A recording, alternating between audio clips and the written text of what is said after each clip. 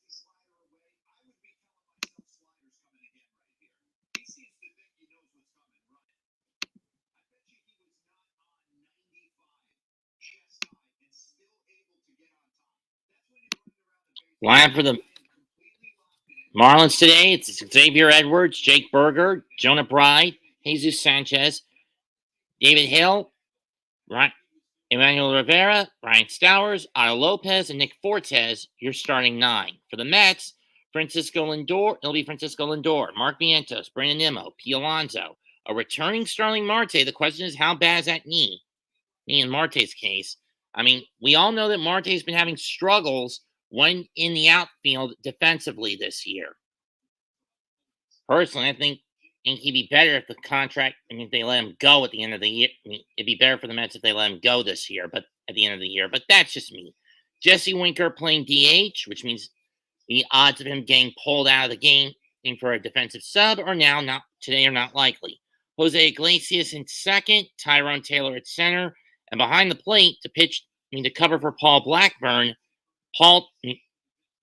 Luis Torrens.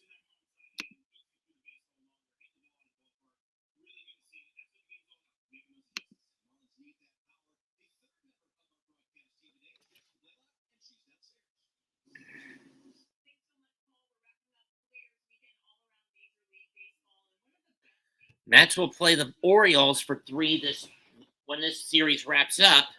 They're going to be in a tough one because while on paper the O's, like their division rivals in the NL, the Phillies, the O's have been in a bit of a flux. They ended up losing last night to the Red Sox again, this time 5-1, which allowed the Yankees to keep their 1-game lead over the Orioles in the division in the AL East.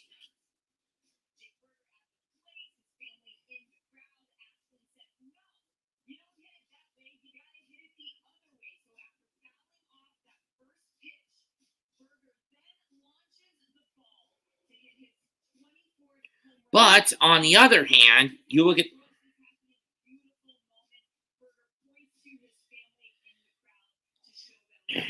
how bad it's going to be for the Marlins. They got to face Arizona, the number 2 wildcard team in the NL. And although the Diamondbacks have hit a bit of a stumbling block as they've been playing the Rays this weekend, who have come from behind both times they played them. Come from behind. I'm with a 5-4 win on Friday. And then basically pummeled them 5-1, 6-1 yesterday. You know that Diamondbacks are looking for easy pickings.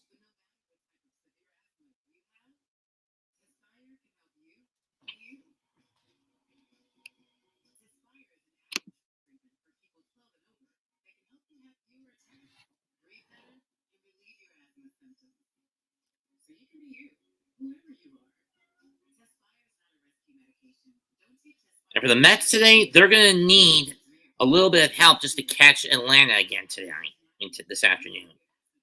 And they have to rely on, of all teams, the Los Angeles Angels of Anaheim, who now find themselves tied at the bottom of the AL West barrel with the soon-to-be dead Oakland Athletics. And I mean by soon-to-be dead is that after this season, the A's will no longer be playing in Oakland. They'll play 3 years in Sacramento, and then when 2028 rolls around, they'll play the next 3 seasons in Sacramento. So from 25 to 27, they'll simply be called the Athletics. And then when we get to 2028, they'll finally be allowed to move to Sin City and join their brothers, the Raiders, and call themselves the Las Vegas Athletics. I would have preferred them coming to Charlotte, but in fairness, into the Carolinas, but in fairness, it'd be a team that would suck copious amounts of dick for God knows how long, regardless.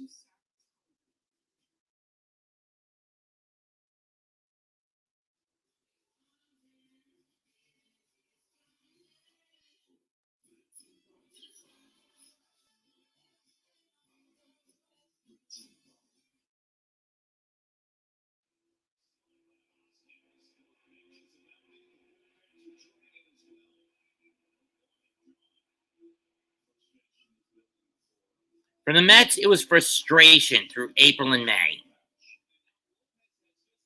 Many of them because of the incompetency of Carlos Mendoza with his micromanaging, as well as a lack of productivity at the plate, lack of pitcher.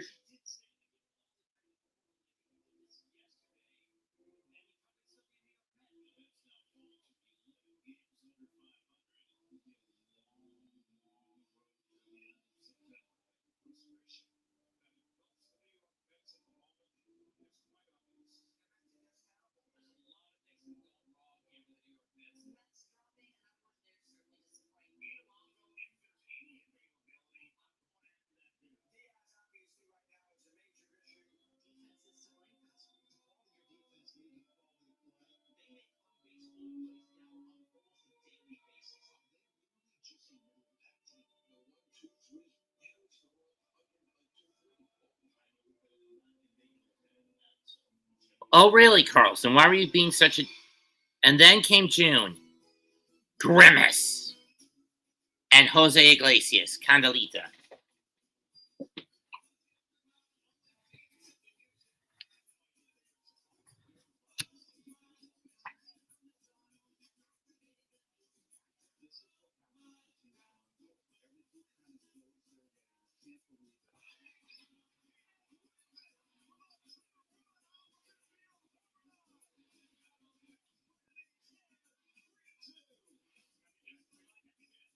Jeff McNeil got his groove back. Alonso, Lindor, and Vientos are showing they were quality hitters.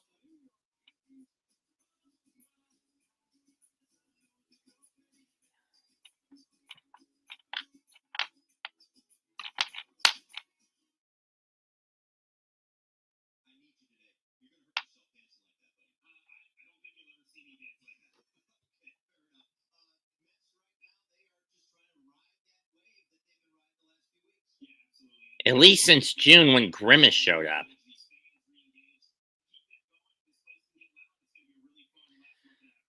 For those wondering why there's not a lot of people in Citi Field, well, it's mostly due to the weather issues. To be fair, I don't blame the fans for wanting to skip out because of the possibility of rain.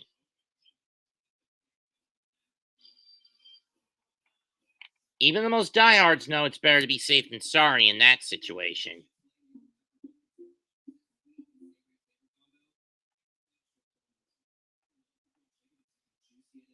I did the spicy on that one.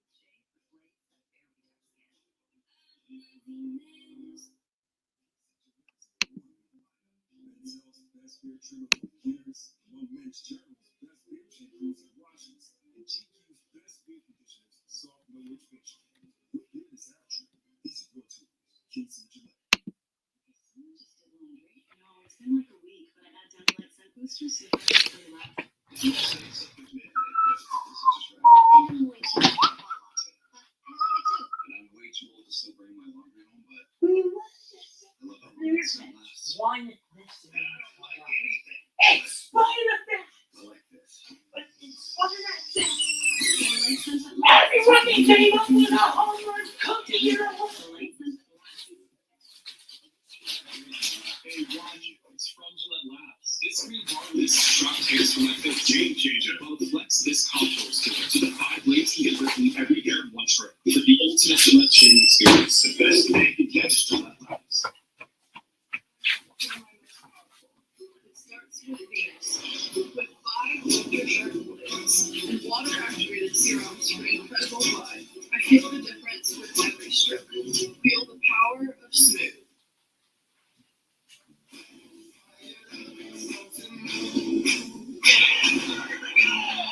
Swanson.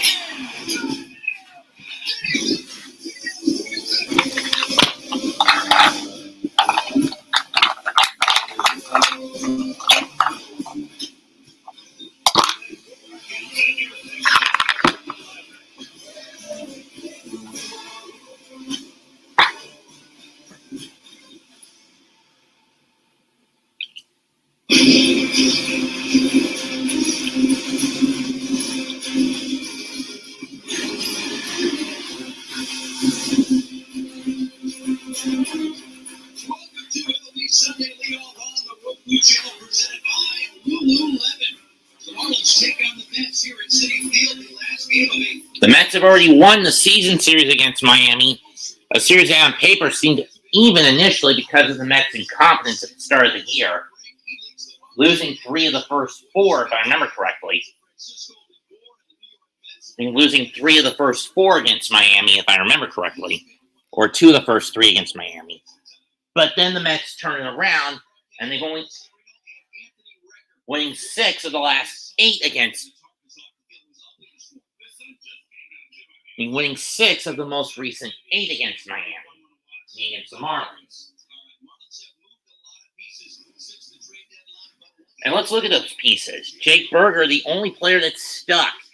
In 100 play appearances minimum, he's hit 14 homers, 19 extra base hits, 81 stolen bases, 794 slugging percentage, 16 barrels, and 100 mile-an-hour plus batting balls, 36. Top 1 or 2 in the league in each category since the break. On the other hand, for the Mets, Francisco Lindor's season splits. In 68 games, he's bumped up his batting average to 308, 16 homers, 932, 36 OPS, and the Mets record has been 42-26 since May 30th, after starting 22-33 in the team's first 55. Again, mostly due to the incompetency of Carlos Mendoza with his bad micromanaging. There are still shades of it when he does.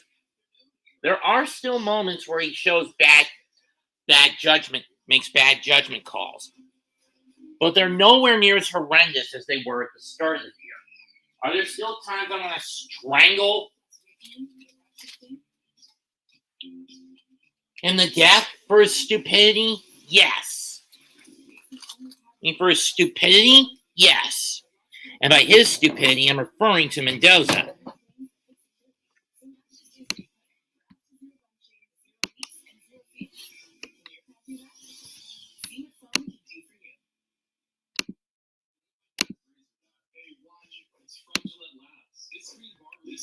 There we go. Had the wrong color.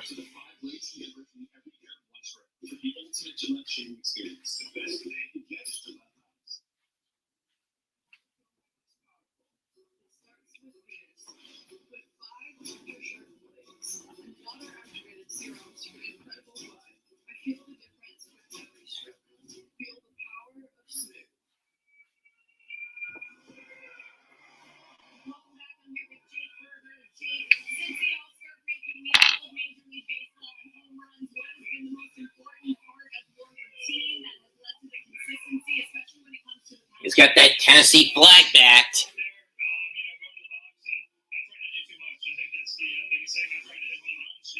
This is Berger's 4th year in the league, his 2nd as a Marlin. He got traded to the team last year if I remember correctly. Paul Blackburn is going to have his work cut out for him after he basically got pummeled last time out, being less. And what did him in last time out against Oakland? His lack of reliance on his go-to pitch. That pitch in question, the cut fastball. I mean, his cut fastball.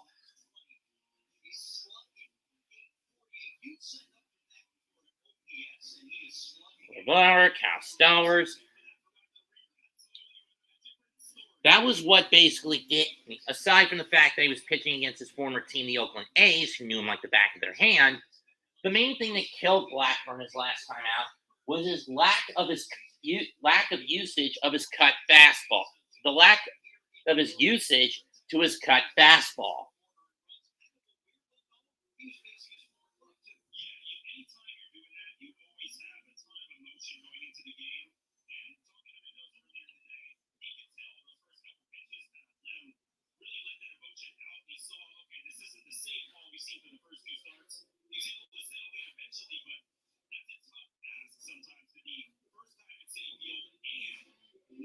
He was over-reliant on his slider and curveball last time out and chose not to go with the cut. He's a 6-pitch pitcher.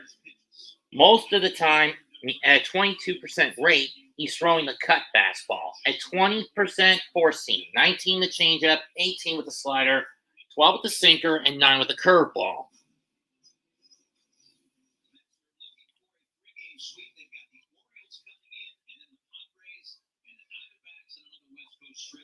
And then they get easy with Chicago at the end of the month. Let's get this game going. Edwards' first pitch. Misses ball 1.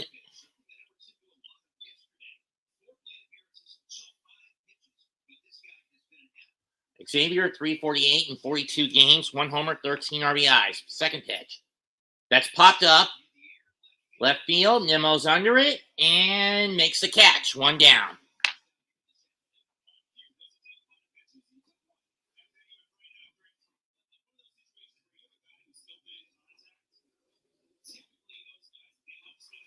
It'll be Nemo, Taylor, Marte, Lindor, Vientos, Iglesias, Alonso, Terrence surrounding Blackburn. Now he faces the deadly Jake Burger. Ball 1 on the outside. Burger hit a homer on Friday night, but it didn't really amount to much. It was a garbage homer against them. They hit off, I believe it was David Peterson. Missed again on the edge, 2-0. During his 9-game hitting streak, Burger has driven in 13, 7 homers, and 15 of 35 on the batting average.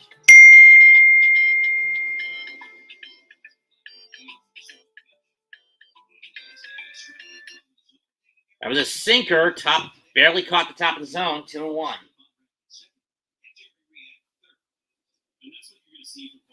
He's going to try to tease the zone. He's looking for swings, but if he can get a few calls, that's what he's want.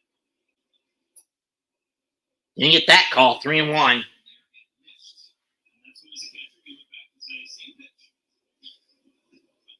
Burger will be expecting that one.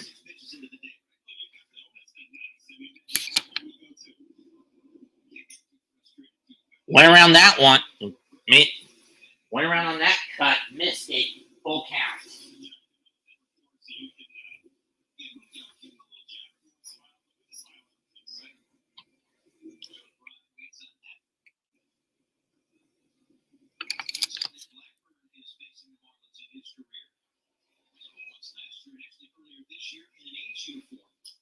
Chopper, and it goes down the third baseline. Foul. We'll do it again.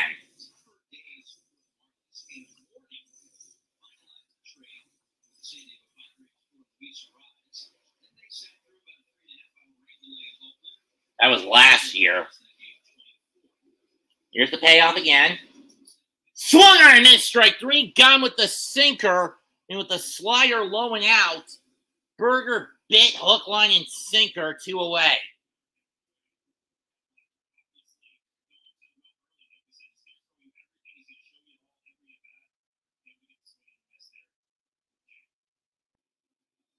Even a buffoon knows not to chase that kind of pitch. Here's Jonah Bride, a man that's familiar with Blackburn, as he was part of the Texas Rangers, as they did break into the AL West together. In Bride's case, he was a member of the Texas Rangers.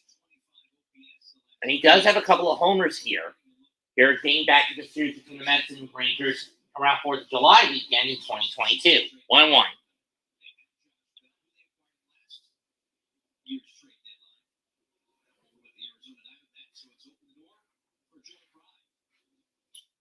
That's driven to left field for a base hit on the 1-1. Like I said, Bride no stranger to Blackburn. And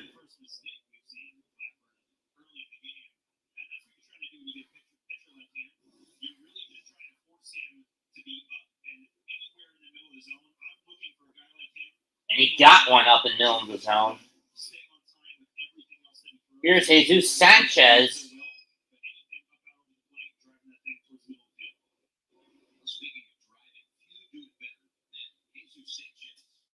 That one's way out.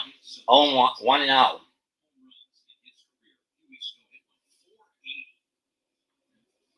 89 hits. He's too shy of his career best in 91.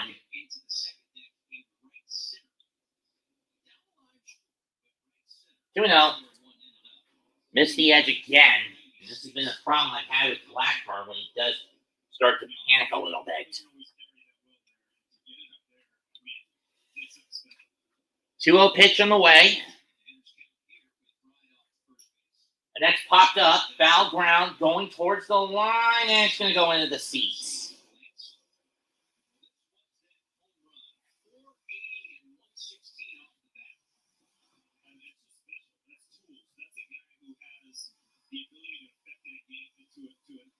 Into the second deck. Back at Lone Depot. Either way, 2-1 on this one. 2-1 pitch to Sanchez. Takes a curveball over the plate, 2-2.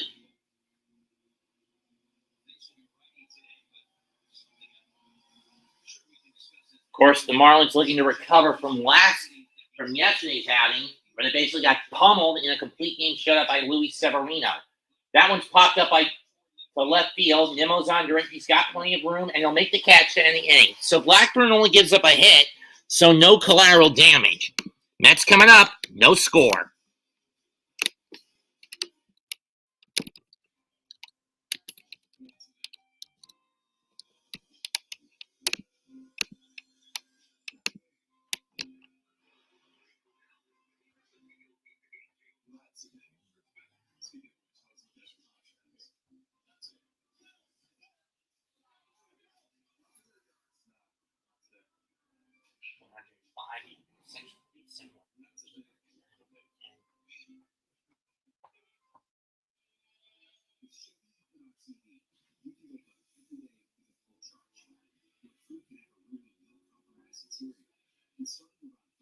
Ow. Had to put my neck.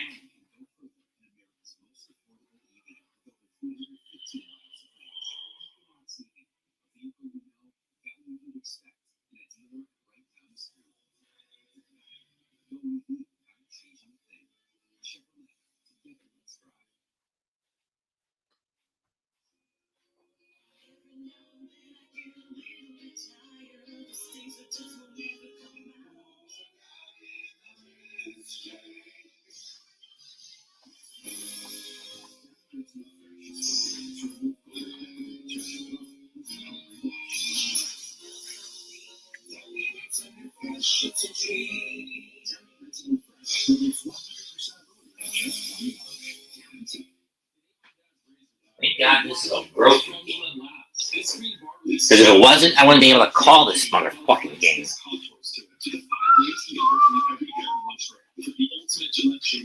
I mean, let's look at how the Mets have rebounded sufficiently. At the start of the year, I was ready to rip Carlos Mendoza's head off for his incompetence and egomaniacal micromanaging. Of games. We're now in the home half of the first. Lindor will lead off. This will be the first game for Starling Marte since June 22nd in Chicago, where he blew his knee out.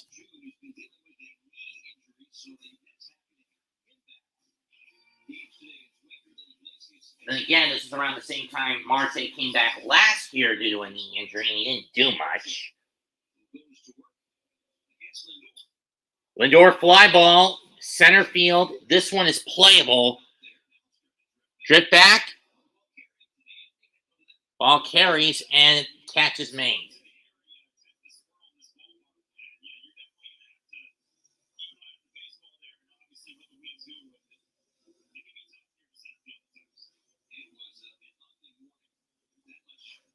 Yeah, it was pretty damn ugly this morning from what I understand. Here comes Brandon Nimmo. Nimmo has been, here's Mark Vientos, who was moved up in the lineup a few games ago, and it has benefited him to some level. Young third baseman to some level. Rumors are if Alonso flies the coop at the end of the year, then here's Valente Balazzo, 5 starts, 2.28 ERA, 2.1 record, 27 2/3 innings, 23-6 ratio. Opponents are batting below the Mendoza line, but again, he's just a kid, so don't expect that to stay consistent in future outings. Vientos this year, 19 homers, 49 RBIs, 279 batting average in 79 games. This is his second year, first full-time year with the team. But regardless, 1-1 pitch. Line drive in the center field. Base hit for Vientos. He continues his hot hitting.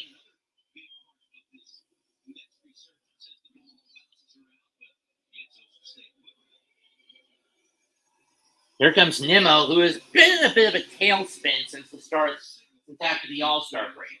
He had ended the All-Star break with 16 homers and 63 RBIs. But since the end of the break, he's only had 1 homer and 7 RBIs.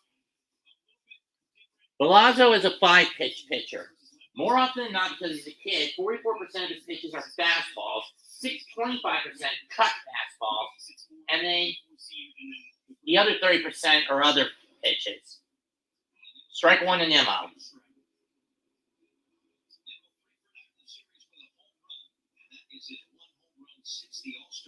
But he has gone on safely in 12 of his last 16 against Miami.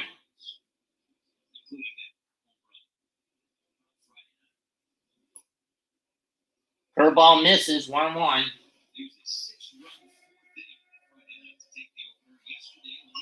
In his first 50, Nimmo's year has been one of ups and downs. His first 55, he was batting .211. Next 34, .305. His last 26 coming in, he's hitting .152.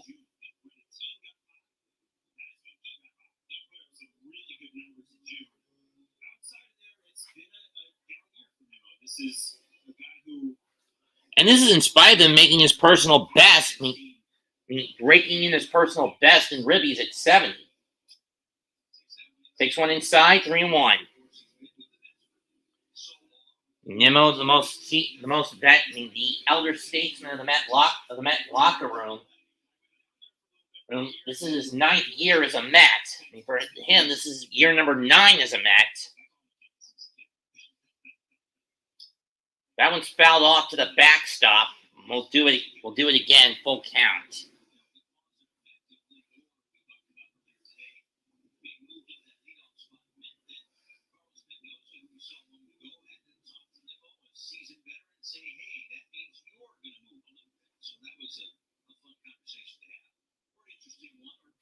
Here's the payoff.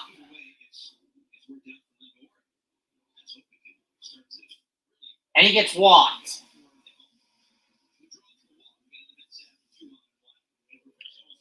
Here comes P. Alonso, next up, P. Alonso, a man who, like Nimmo, has been in a downward year this year. He's been waking up a little bit on and off as of late. However, his productivity has been relatively down. Coming into this game, Pete has 27 homers and only 69 RBIs. Pitch out, no one's taken off, ball 1. Not like he could really take off with Vientos. Close in front of Nimmo. Yesterday's homer was his 100th at Citi Field, and overall is 219 for Alonso.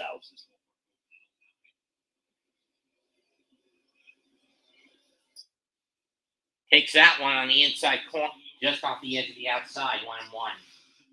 Alonso's biggest weaknesses here has been is that he's been chasing off-speeders to go well out of the zone, showing a lack of discipline. But I also blame this on his agent telling him to act more like Aaron Judge when he should just be himself. Ball 2.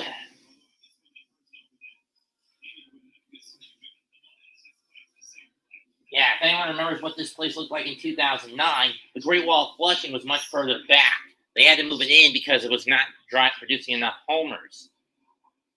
He is 4th all-time in homers in Mets franchise history. It takes a big cut, one up at the letters. That's another pitch that's been getting him 2-2. And those two to split, those two seam high heaters up at the chest and just got out of the edge of the zone, out of the edge of the strike zone. 2-2 pitch on the way. Let's see which one Belloso goes with. That's driven to right center and deep. Track, wall. It's caught.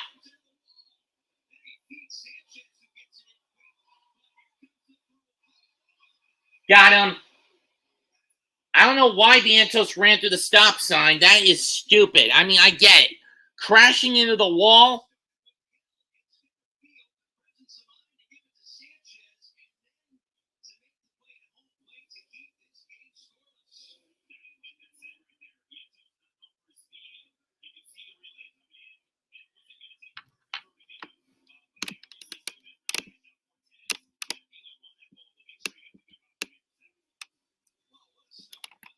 And 8-6-2 double play ends the inning. I was not a fan of that send either. I mean, the minute the relay rope came in, you knew Vientos was going to get cut down. It would have been best to hold him at third and wait for Martes at bat. Then maybe send him if it gets into the outfield.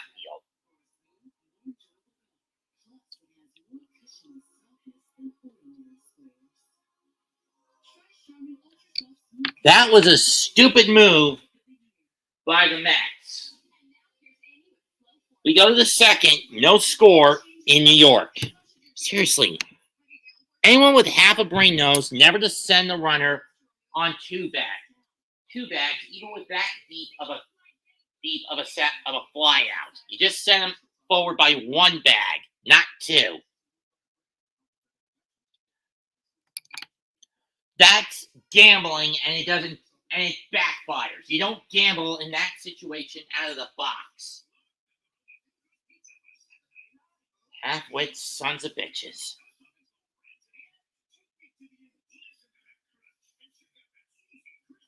Ow.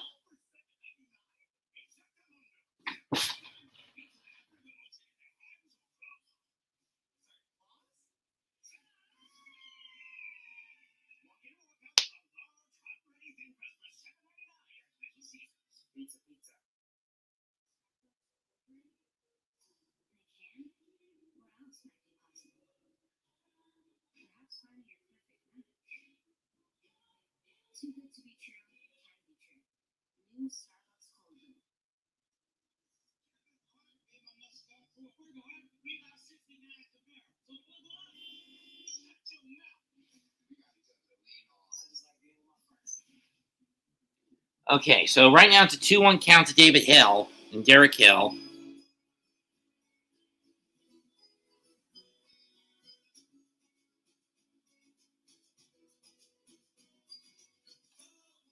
This is one of the things I hate about these Roku games. Namely, they're so far behind when they do these stupid ads.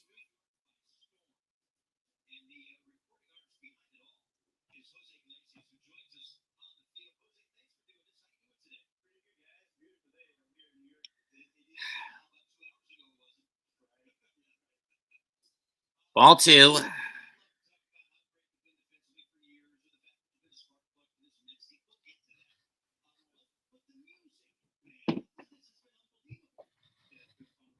I mean, seriously.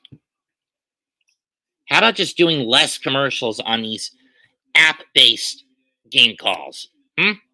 Saves me the burden of having to look at the app to see how far behind the game broadcast is. Sons of bitches.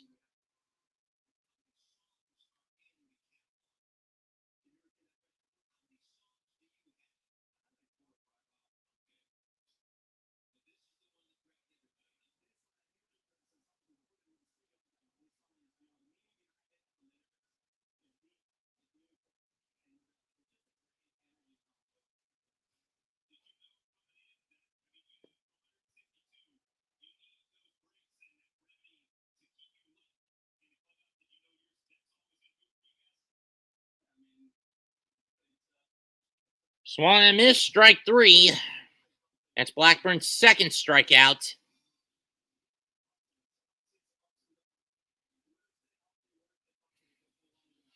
As a Met in 51 games, Iglesias is hitting .333.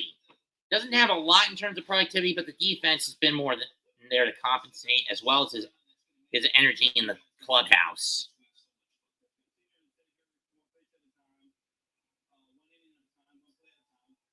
Ball 1.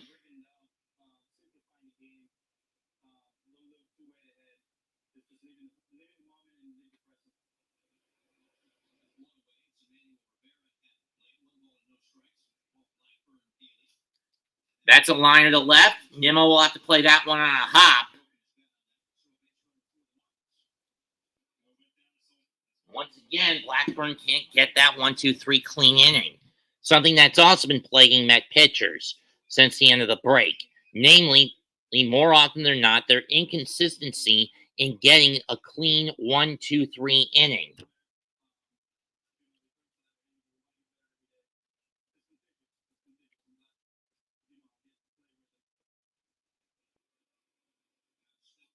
Ball 1 to Stowers.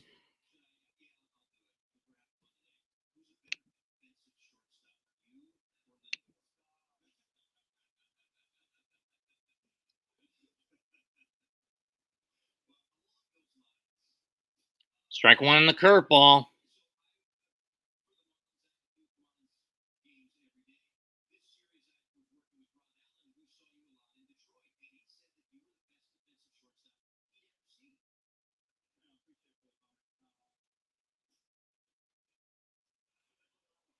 Almost ball 2, but he was almost picked off. Do the Mets want to challenge that call?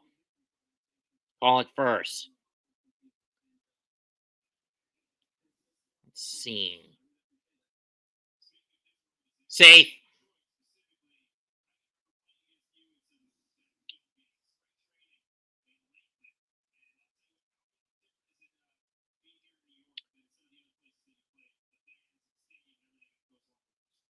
That's chopped foul. We'll do it again. 2-2.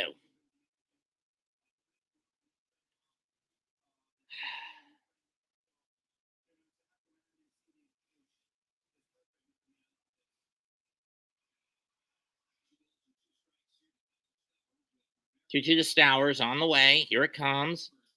And this one's popped up. Infield. Lindor's under it on his side of second, and he'll make the catch. 2 down.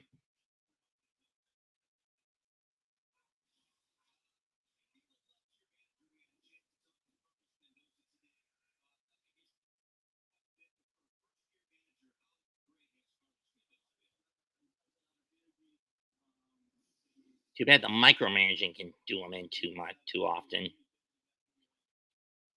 Not to mention his apathy with his pitchers from time to time. Isle takes one high and up. Ball 1.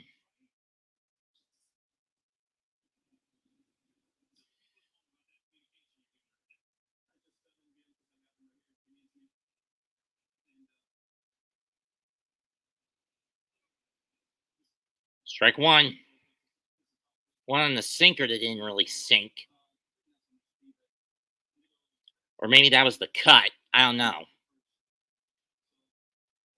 Probably the sinker.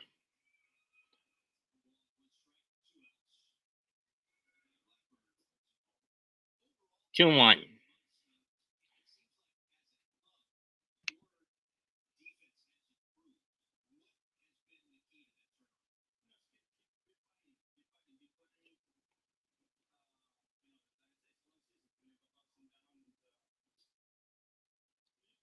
Cut on and miss. 2-2.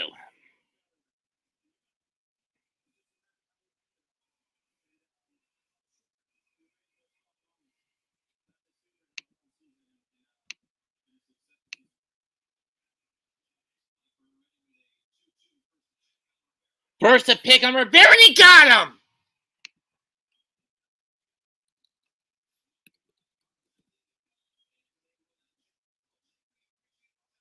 Emmanuel Rivera got too big of a lead, and Alonso was able to cut him, and Blackburn and Alonso cut him down. So one hit.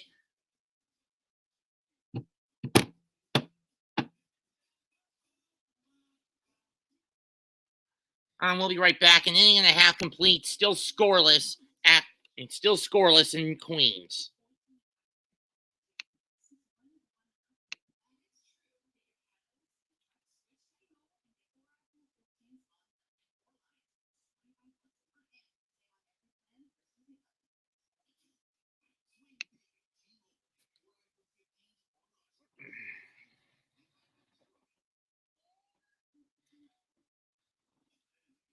Oh my God.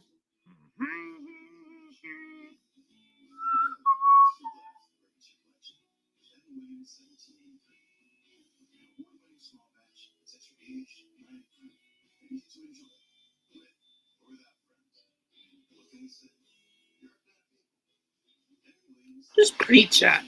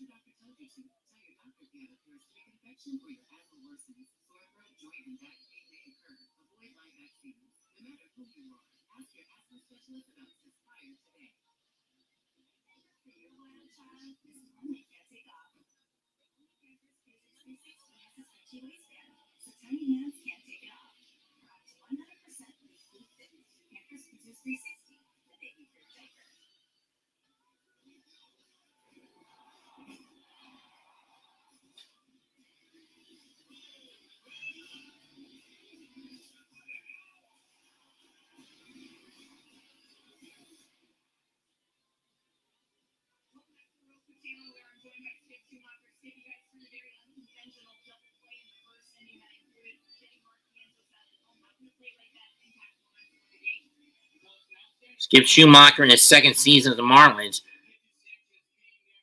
And here's Starling Marte in his first at bat back for the Mets. He's been on the shelf since June 22nd due to a knee issue. Ball one.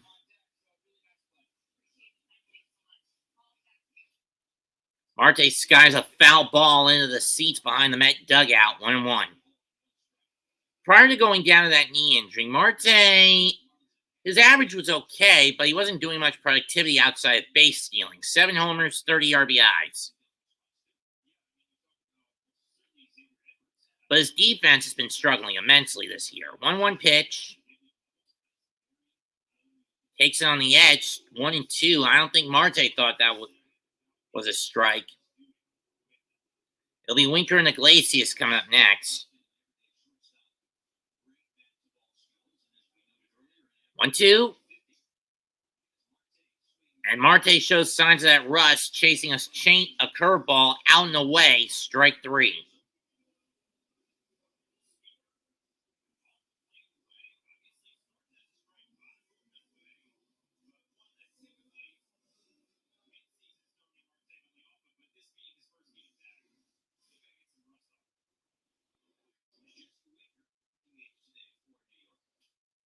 Winker grounds one to second. I mean, this is a guy who I thought would be a decent hitter, but instead, all I'm seeing is no discipline at the plate from this motherfucker. First pitch swing, grounder to Lopez, throws the first, 2 down. And here comes Camelita himself, Jose Iglesias.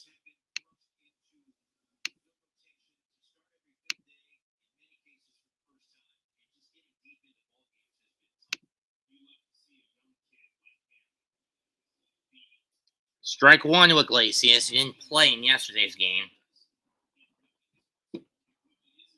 Given that predominantly Iglesias is used as a utility infielder, not a full-time infielder.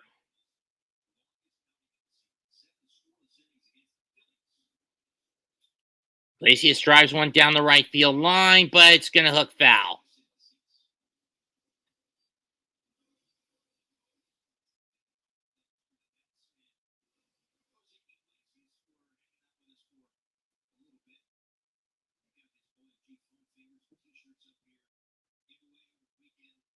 Oh, 2. And he fouls it off again. We'll do it one more time.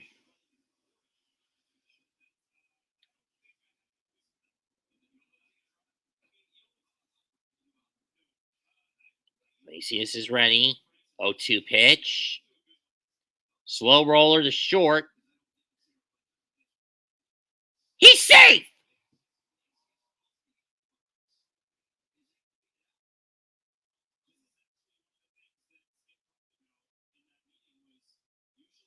And they're not going to challenge it? Let's check the replay just to be sure, folks. Barely manages to beat it. The front of his shoe catches the bag.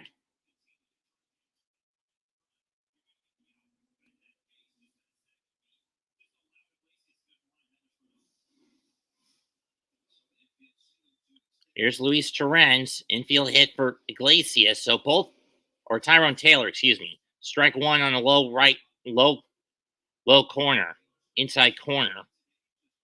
So each team has been failing to get the clean 1, 2, 3 out of the chute.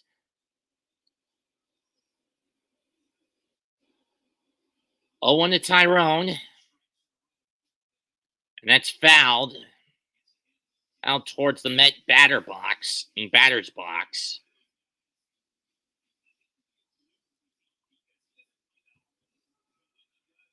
Taylor can be pretty damn reckless when he wants to be, especially if he gets ahead in the count. Behind the count, he can be a bit nervous too, but more so when he gets ahead in it. Swung on a miss, chasing a curveball that over the plate, that ends the inning. So an infield single for Iglesias, but nothing beyond that. Still scoreless through 2.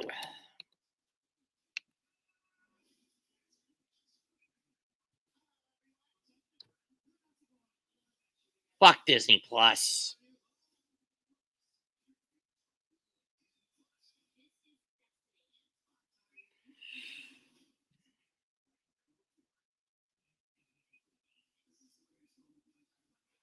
And thank God the rumors are that Disney is actually going to bother rebooting and scrapping the sequel trilogy and rebooting Star Wars 7 through 9 with a better script that's a little more favorable to the fan base. Granted, however, with Peter Mayhew, Carrie Fisher, and a slew of the other OGs dead, can you really do a 7 through 9, redo 7 through 9?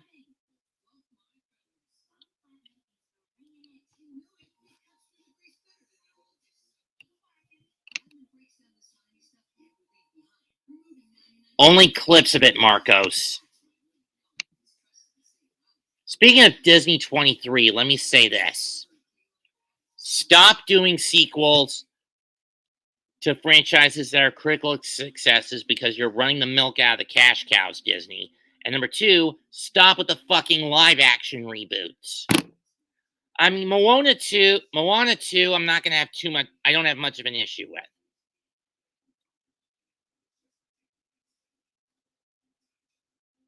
You figured that movie would have gotten a sequel sooner or later. Moana would have gotten a sequel sooner or later. But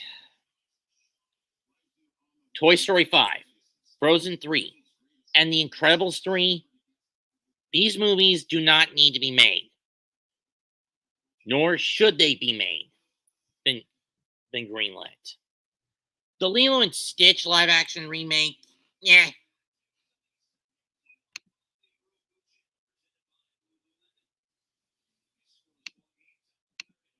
Marcos, just go away. We go to the 3rd.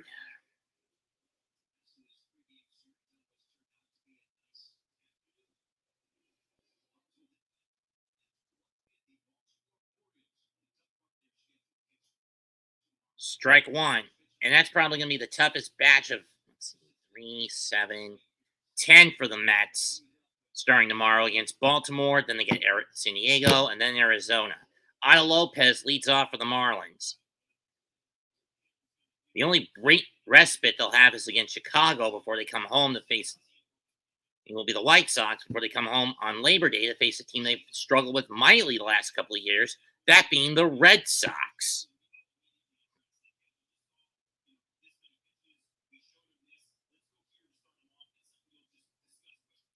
That's fouled off by Lopez, 1-2.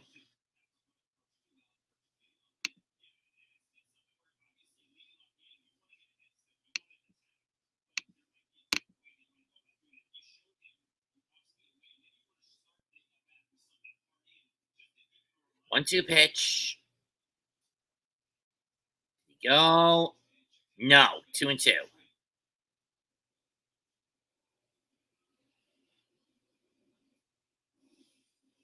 Double check. Nope. Didn't go around. Lopez fouls that one into the second deck behind the plate. We'll do it again. Or third deck behind the plate, depending on how one looks at it. Then again, when you consider that Citi Field is sufficiently smaller than what Shea Stadium was across the parking lot. Popped up, and that goes behind the plate into the seats. We'll do it again. Lopez is making Blackburn work for this one.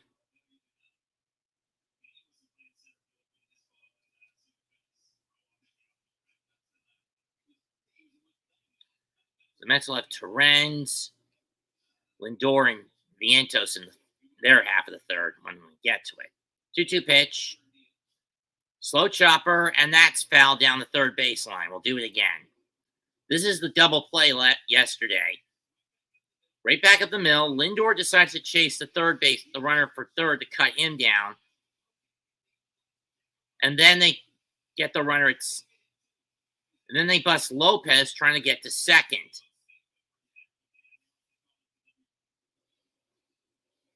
2-2. That's driven in the center. Is Taylor going to get it? No, he will not. He dived for it, and it's going to be a triple.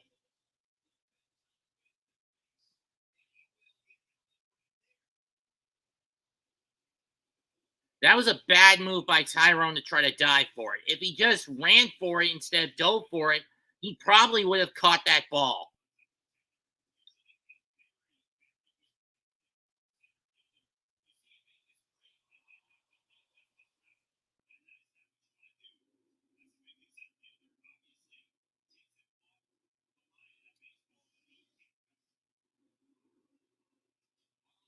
That's a gamble that could bite the Mets in the ass in this game.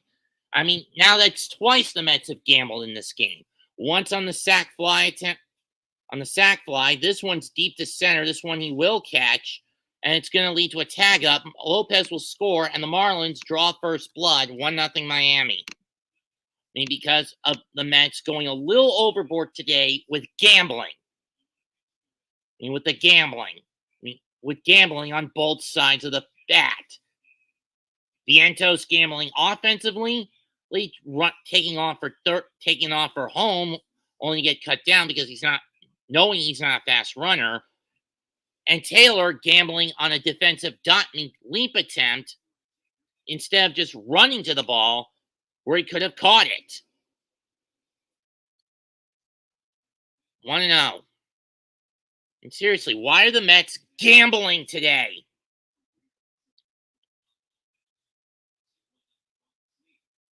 You don't gamble in those situations. First baseline ground ball foul. Anyone with half a brain knows. 1, you do not on a tag up, you stop on one base. You don't try for 2. And 2, you don't dive. You don't try for the hero ball dive catch. You just run after it and grab it. 2-1. There are days where I feel like this team is not the New York Mets, it's the North Korea Mets with varying levels of incompetency. 2-2 to Blackburn to Edwards.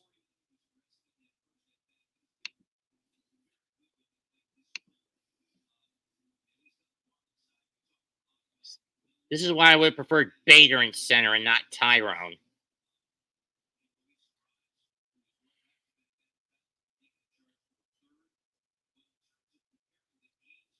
Mostly because he's a more disciplined defender. Check swing foul down the line again. We'll do it again.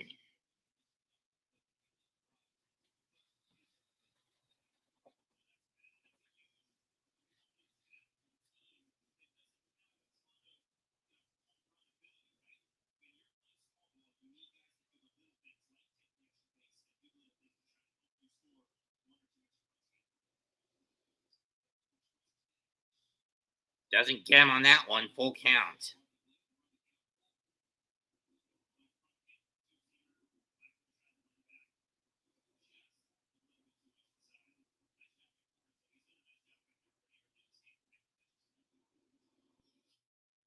That's fouled off again.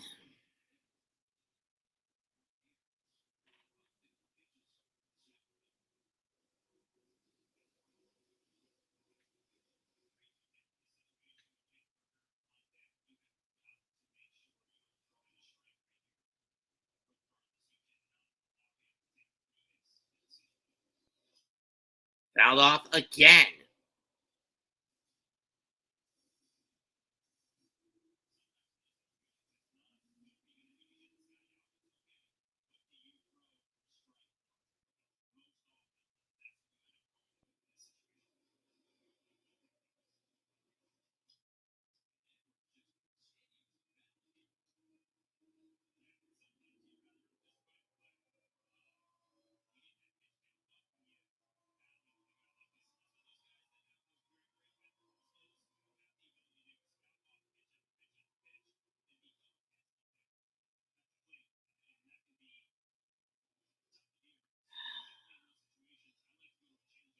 Blackburn's pitch count being jacked up here. Here's the payoff again. And again it's fouled off.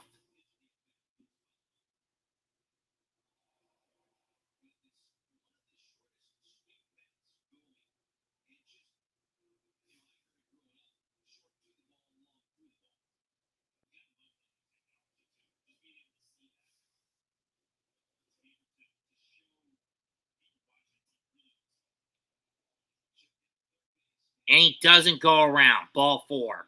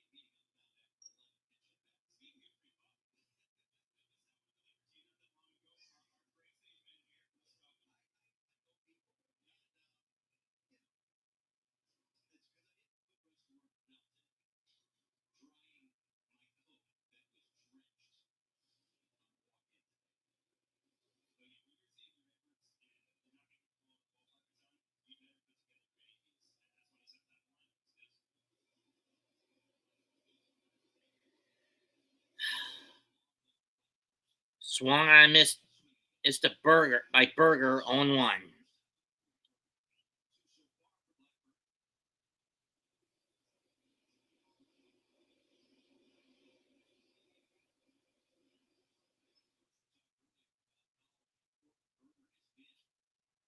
That's popped up. Right field.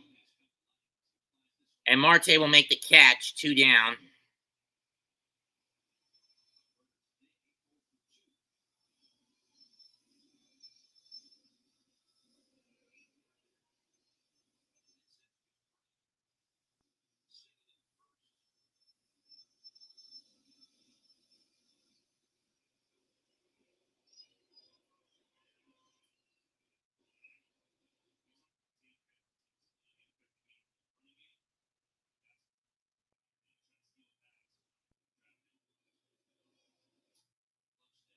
Strike one.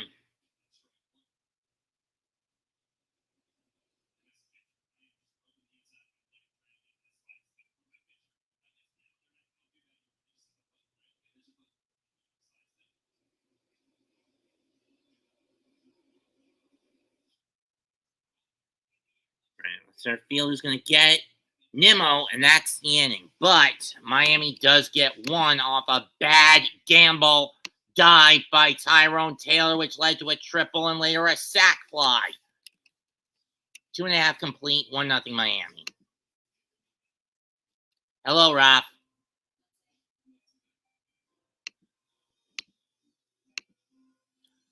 I mean, seriously, Taylor. Anyone with half a brain knows you don't go for that kind of dive. That's gambling! Stupid idiot. This is why I would prefer Bader over Taylor in center today.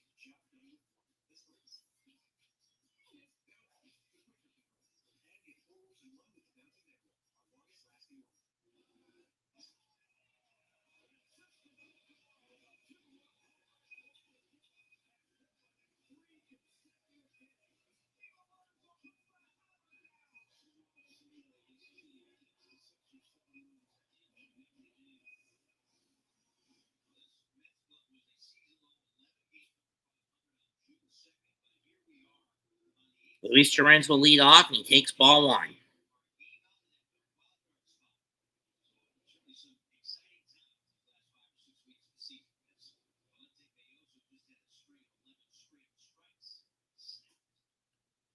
Ball two.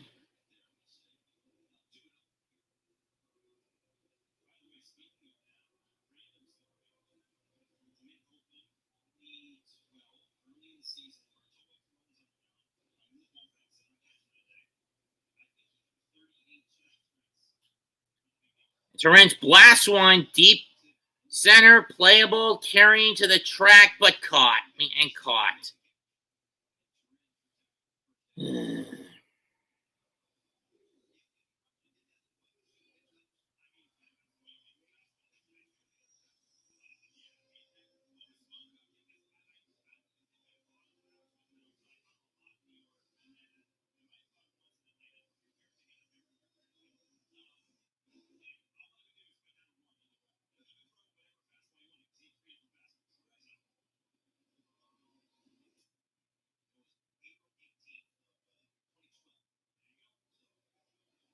Ball on the Lindor.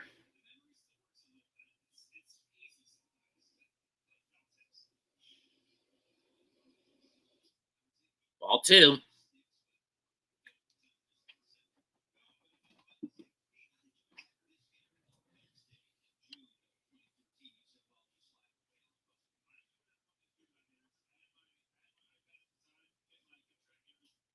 Lindor fouls that one off. Seriously, sometimes I wonder if this team lives in North Korea with how competent they can be with their gambling.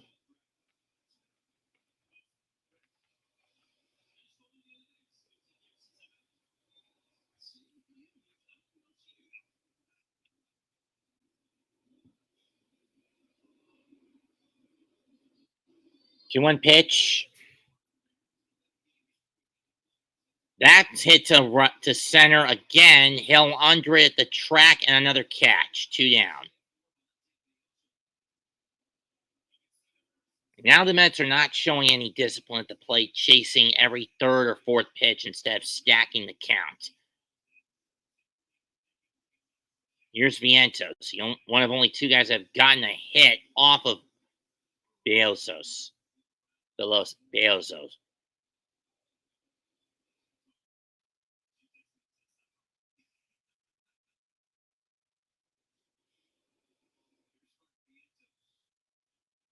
Ball 1. Many say Vientos was the domino that was knocked over to start this bad trend for the Mets in this game with his gambling tactic. That one way outside, 2-0.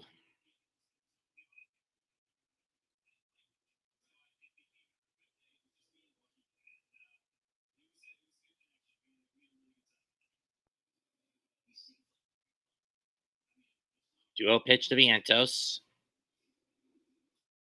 And he fucking pops it up. You son of a bitch. And Lopez gets it. It's a clean inning for Miami. 3 innings complete. 1-0 Marlins.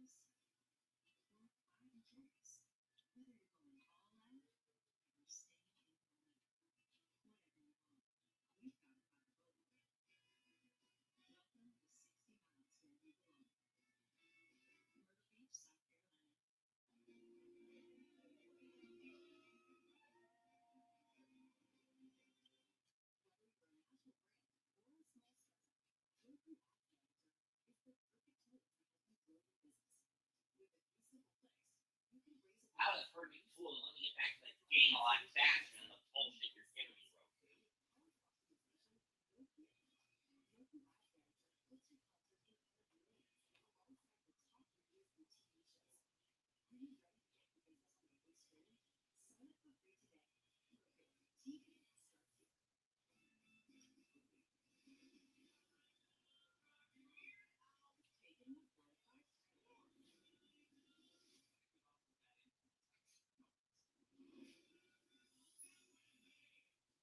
Seriously, Daniel Radcliffe in a Weird Al biopic.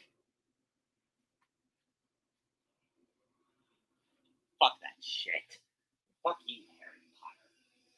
You're throwing the woman who gave you your credibility under the bus because she got the not to go woke.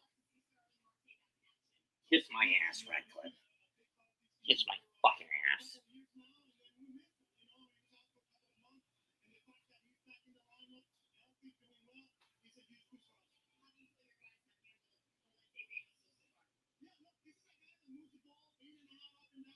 First pitch, swung missed by Sanchez on 1.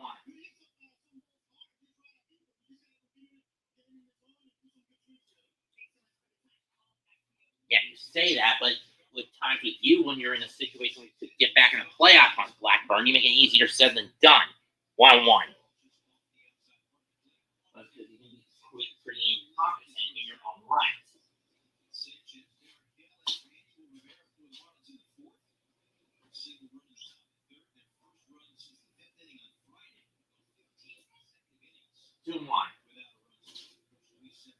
And all because Tyrone Taylor decided to gamble.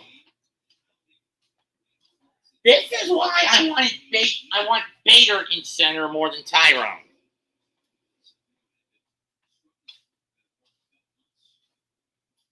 That's pop the foul going out of play, 2-2.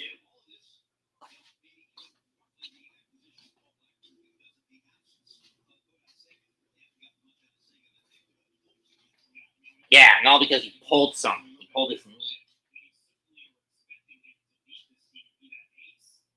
Maybe he'll get that crack next year. 2-2. Fouled out of the glove. We'll do it again. Got Eason. Torrance couldn't hold on to the foul tip. We'll do it again.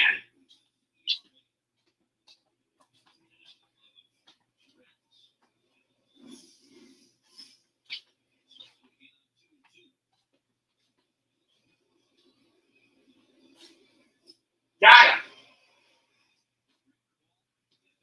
I'm with the breaker.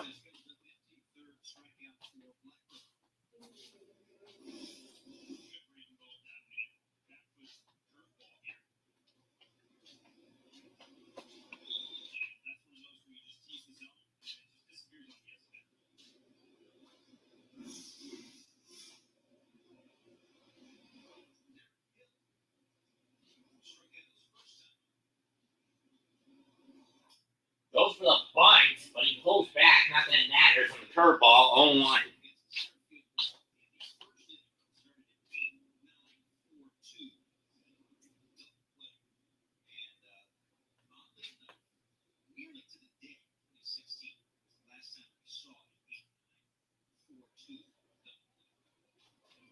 And this was because of Vientos' stupid decision to gamble on the tag up.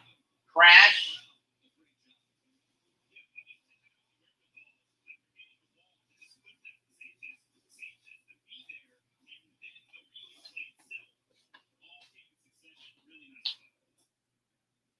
One and two. And all because Vientos opted to gamble. That's not what you do on a sac fly play. You just hold the runner to third. I mean, would it change much? No. Honestly, no, it wouldn't. Foul tip, we'll do it again. I mean, would it have changed much in the grand scheme of things? To be honest, no, it wouldn't have.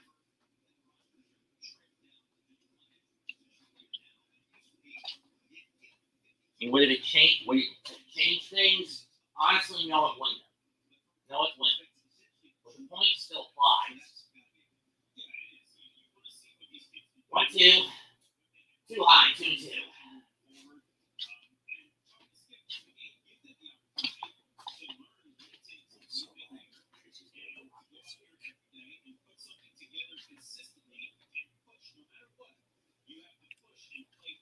Two-two pitch. That's driven to left. Nimmo's under it. And he makes the catch. 2 down. Here were the players traded by the Marlins at the deadline. They shipped out Jack Chisholm to the Yankees, Tanner Scott, Hussar Brosabon to the Mets, Josh Bell, Trevor Rogers, Brian Hoeing, AJ Putz, Brian De La Cruz, and JT Chargois.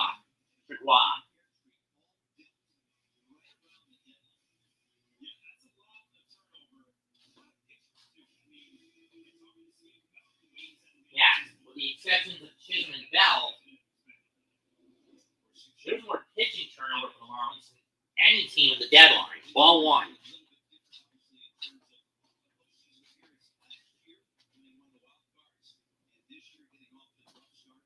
That's for sure. I mean, last year was a Cinderella run for the Marlins where the clock struck midnight. Did I know they were going to lose to the Phillies in that wild card series? Yes, I had a gut feeling. Now, granted, the second half of the season has been a little bit of a step up for the Marlins. After dropping 33 of 96, they won 12 of their last 27. Scooped up, Viento's going to fire, got him! And Blackburn has a clean inning himself. 1-0. Still 1-0 in favor of Miami through 3.5.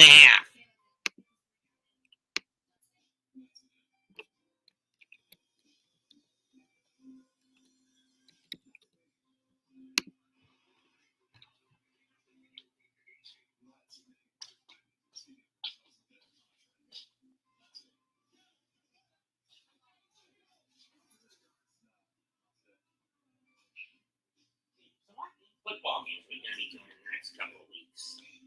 Let's see. You up for Jets 49ers on Monday night? Why? Again, the Giants game.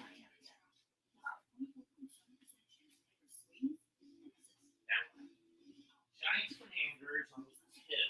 I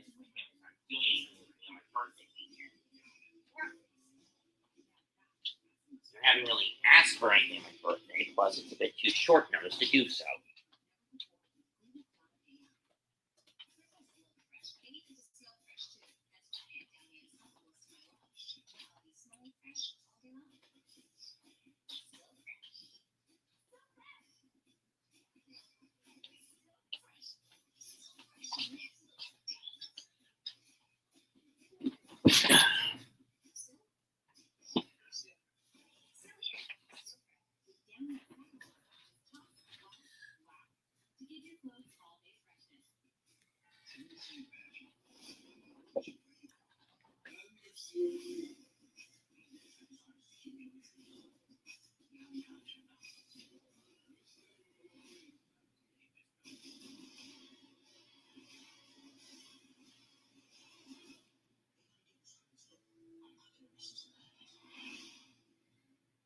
Subscribe to Stars on the Roku channel.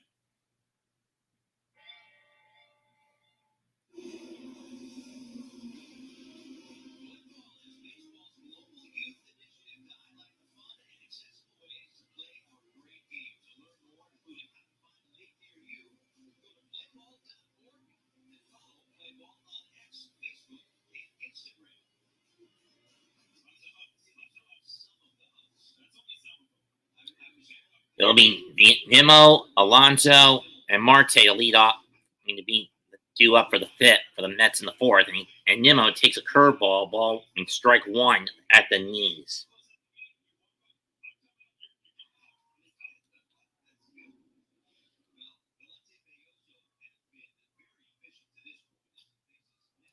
Nimmo hits one to the left to center, and again right at fucking Derek Hill.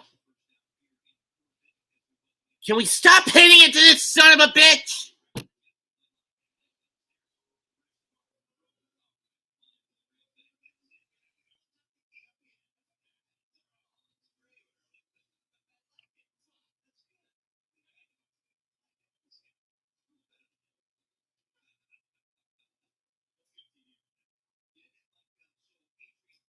Strike one on the curve.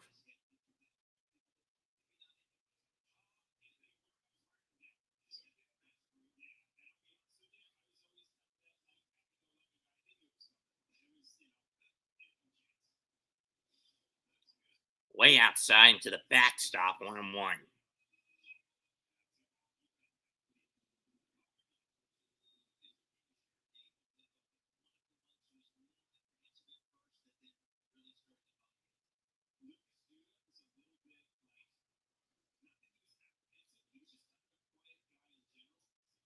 Strike two.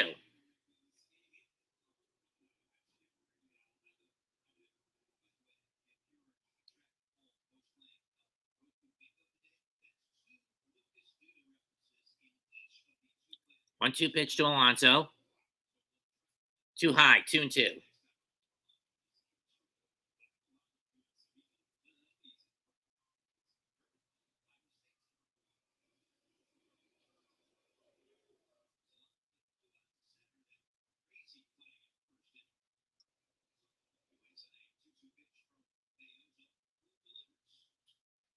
Up the middle, base hit for Alonso.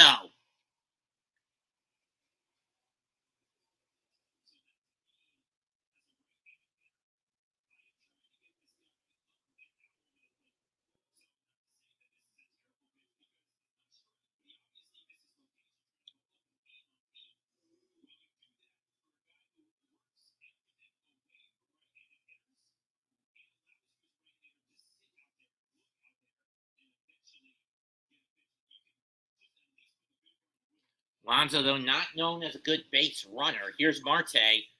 Ball one. I mean, sure, Alonso has stolen a handful of bases in his career, but it's not often you'll see him take off for a bag. He's known not to be that stupid to attempt to gamble that kind of a pick, that kind of maneuver.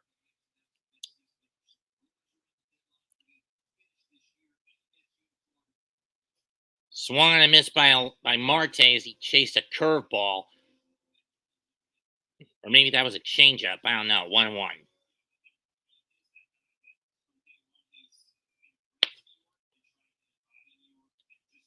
1-1 pitch. Marte fouls that one off. Again, you can see the rust on Marte. He's been out of action for well over 8 weeks. Since 2019, Alonso has hit 219 homers. Rather ironic. That's the number of homers he's hit to lead all active home run hitters in that 6-year span.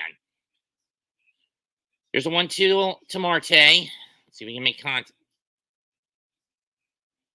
And a line-out double play.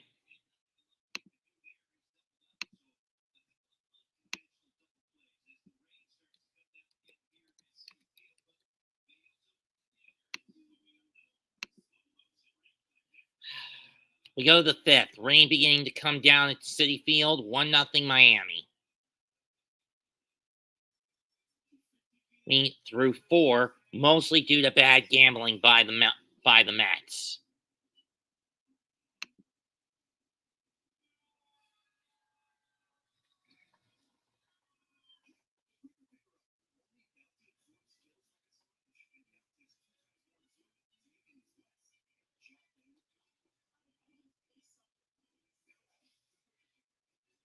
I mean, if it was Harrison Bader in center today instead of Tyrone Taylor, Bader would have caught that.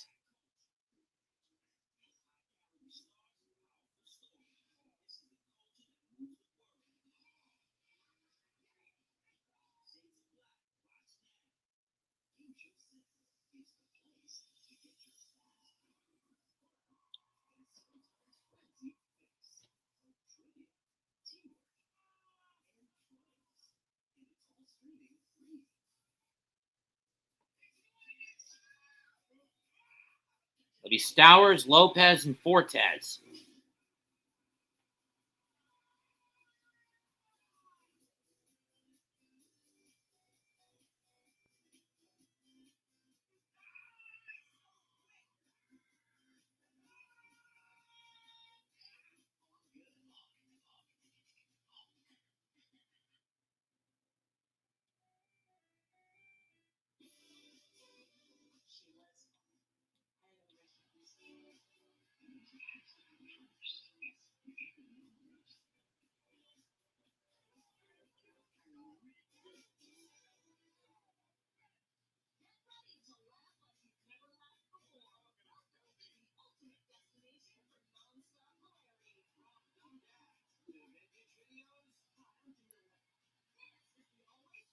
I don't blame Samantha Irvin.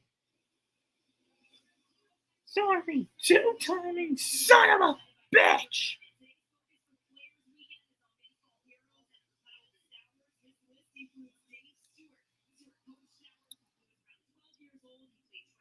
Stowers flew out to end the 2nd inning.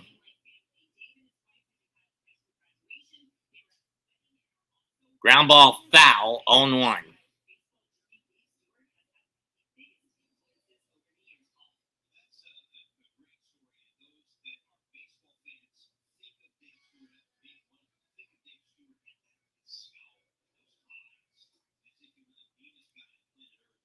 One.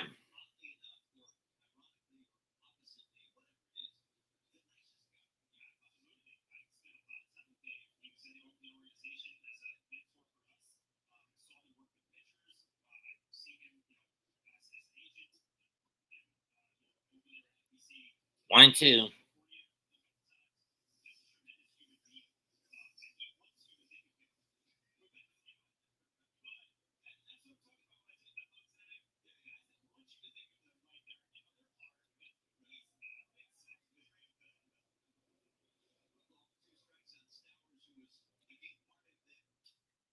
That's hit to left. Nimmo chasing. Is he going to get it? Yes, just at the edge of the left field line.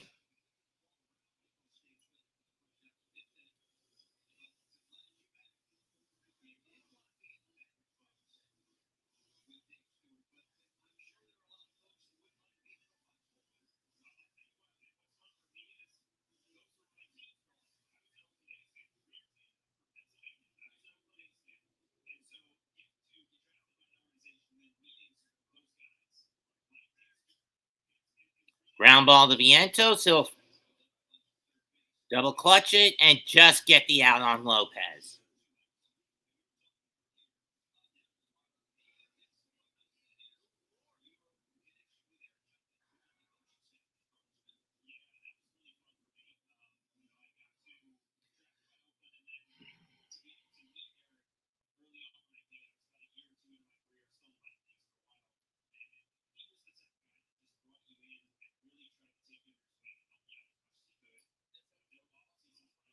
Ball one.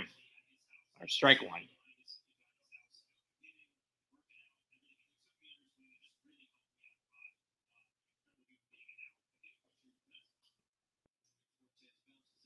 That one's bounced foul. We'll do it again. 0-2.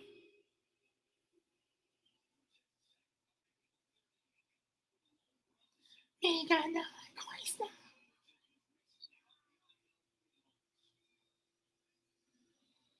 That's so naughty.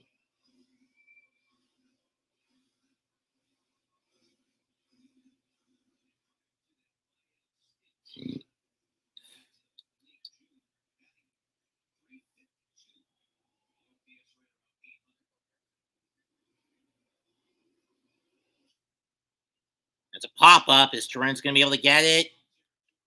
He does. And another 1-2-3 inning for Blackburn. But he's still behind 1-0 in through 4.5 as the rain starts to come down.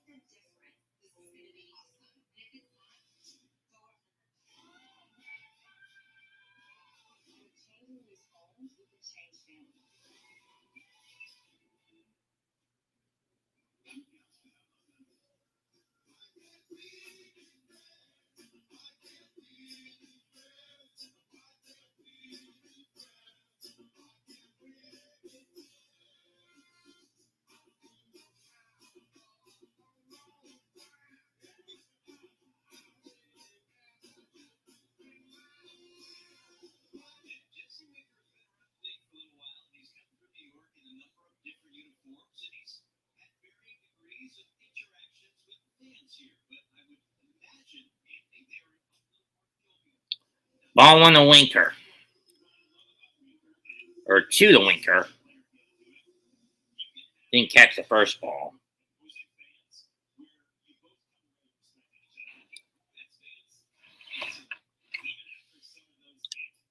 Strike one. Winker has not been one of the better acquisitions for the Mets at the deadline this year so far. He hasn't gotten a homer, and he's only driven in 3 as a Met. And most of his hits have been singles. 2-1. Cut and miss on the curve on the changeup. 2-2.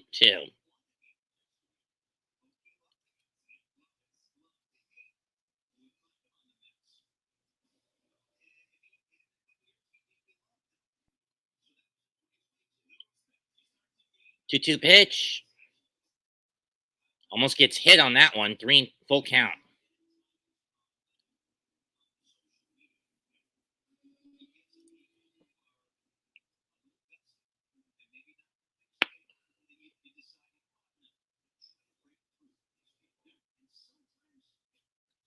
Line of right field for a base hit again.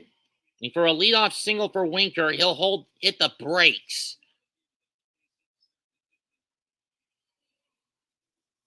Let's see if the Mets can do something with it. Here comes Carmelita himself, Jose Iglesias.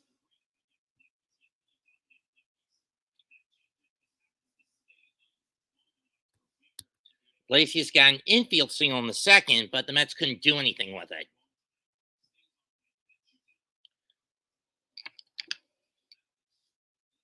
Ball one on the curveball, that way inside.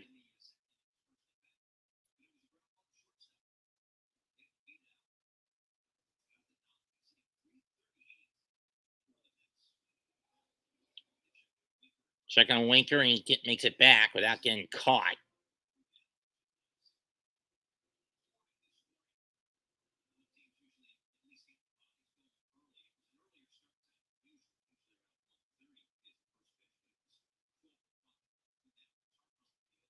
Ball two.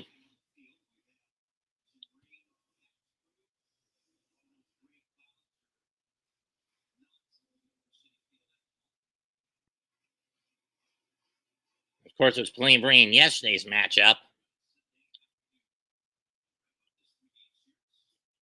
Outside, 3-0.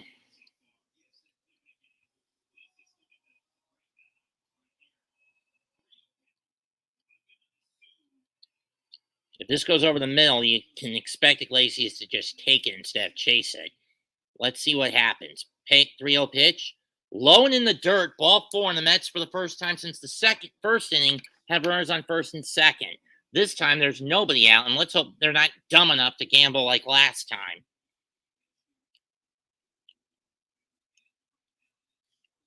Belozo has 16 2/3 scoreless streak, currently active, ahead of Brad Miller of the Mariners, Yamamoto of the Dodgers before he went down, Gossman of the Blue Jays, and Bieber of the Guardians before he went down. Both Yamamoto. What happened? Injury. I don't know what it was with Yamamoto, but with Bieber, it's Tommy Johns. It's TJS. Here's Tyrone Taylor. Strike one. But with Bieber, I at least know it's TJS, the dreaded Tommy John. He had to go under the knife.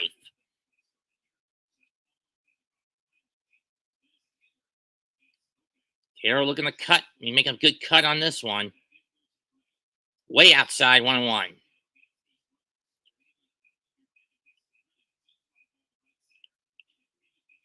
Is it weird I've only called legitimately one Met game at home Met game? Yes, technically it's two, but remember, the game against the Phillies I called, they were in London as the home team, not as the.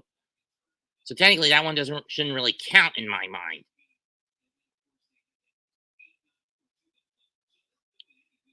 One pitch.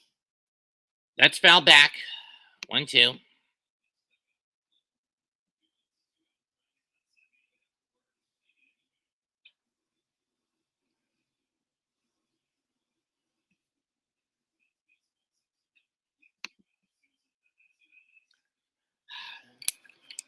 Just drive it through the gap on the right side, Tyrone, especially in between first and second base.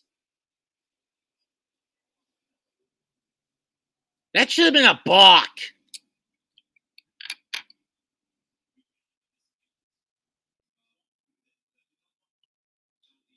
Marlins pitchers have induced 126 double plays. Mets have hit into 123 double plays, third and fourth in the National League, respectively. Up and out off the edge, 2-2. And technically, it's 127 to 124 now, when you consider the unassisted line-out double play by Marte last inning. Hit into by Marte last inning that Alonso got picked off on. Taylor pops it up, shallow right center. Bell's under it. Hill's under it. He'll make the catch. Winker's not going to tag. At least he's not dumb enough to gamble like Vientos is. Well, actually, 128, 125, but whatever. I forgot about the 9842. Here's Terrens.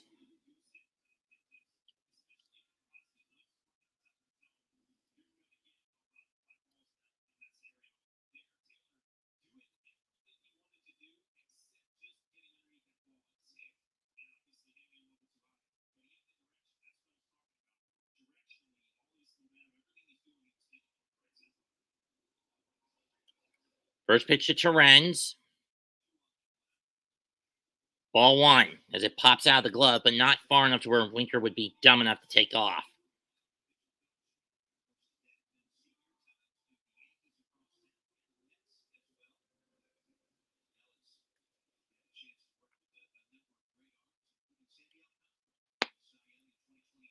Who's unfortunately on the shelf under the knife and not coming back till next year, which was a crippling blow for the Marlins rotation. Terens fouls that one to the backstop, 1-1.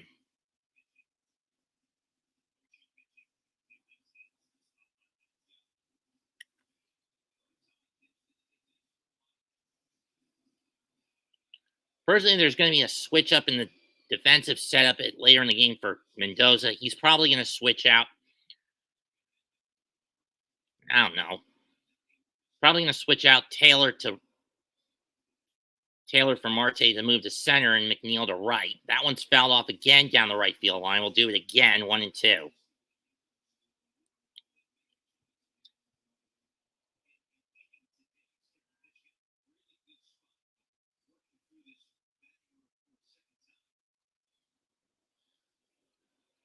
One-two pitch. Held up, 2-2.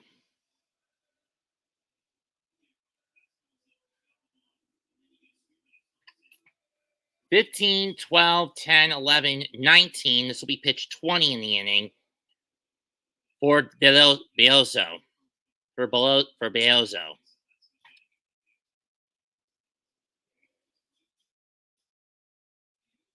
And he got him to chase an upstairs sweeper. High cut, I should say. 2 down. The Mets are about to let this one go to waste. Here comes Lindor.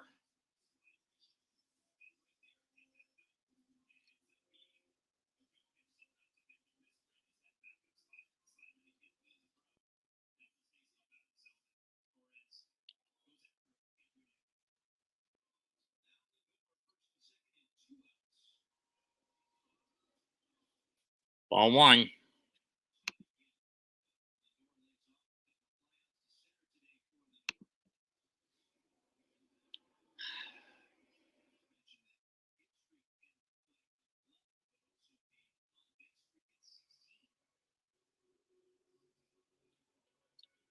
Lindor has had more RBIs against the Marlins than anybody since 2021. He's had 46 of them.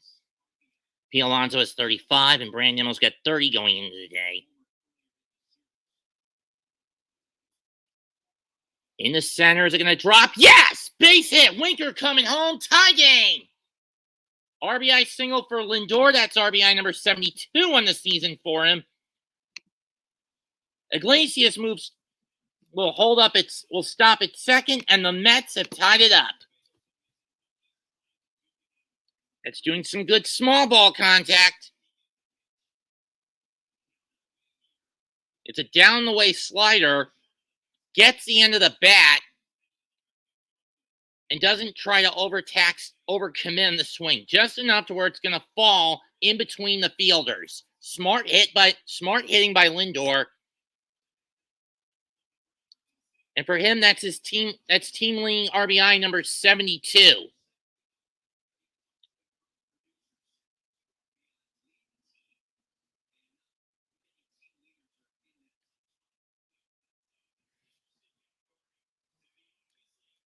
Also being coached on what to do. That's another mound visit wasted by the fish. For Beozo, that was his 22nd pitch of this inning. His fastest inning was the third, where he only threw 10. This inning has been his most painstaking. And his scoreless inning streak is over at 16 2/3 innings. Here's Vientos. If it wasn't for him, the Mets would have been up 2-1 at best.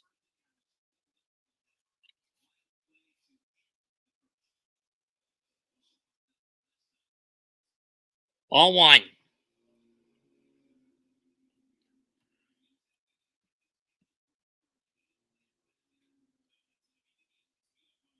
That's more of a stopgap, or that mean was more for stopgap. 1-0. Swing and a miss at a curveball, 1-1. That's been a pitch that Vientos has had issues trying to smack.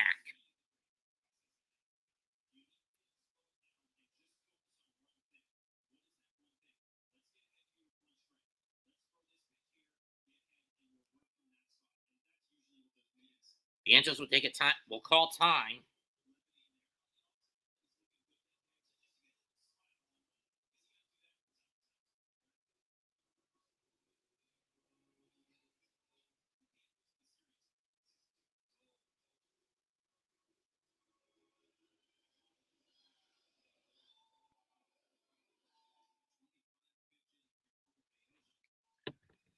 '24 actually. Well, this would be his 25th, but whatever. Vientos fouls that one to the backstop, 1-2. And he loses his elbow pad in the process. He loses his elbow guard in the process. And the elbow guard slid off on the swing. I miss the days of Bartolo Colon swinging and having his helmet falling off. 1-2. In the dirt, low and out, 2-2.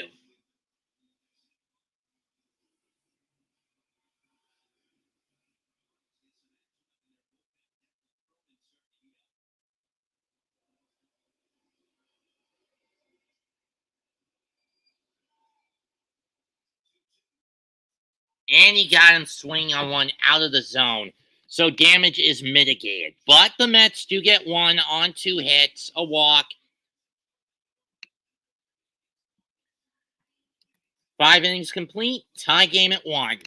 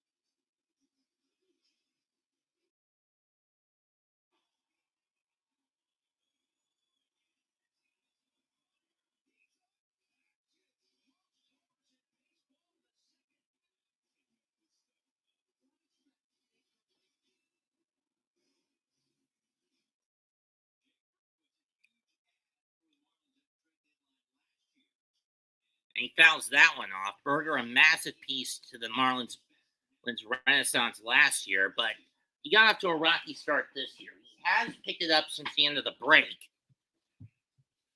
But today he's 0 for 2, and I'm hoping I just didn't jinx that. Anyway, 1-0-1 pitch, lone in the dirt, 1-1. Oh, that's Xavier Edwards up, not Berger, excuse me.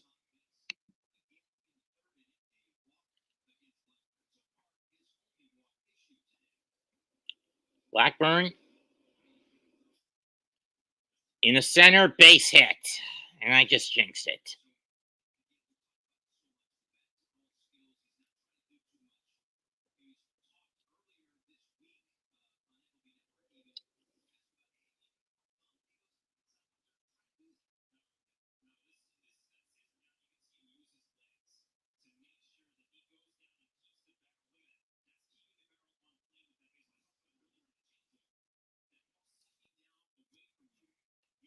Here's Jake Berger.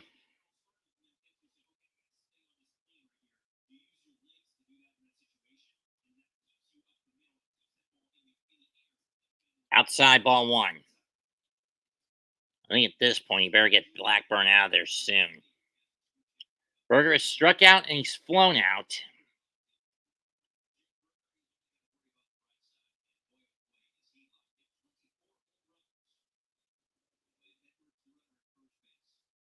Strike one.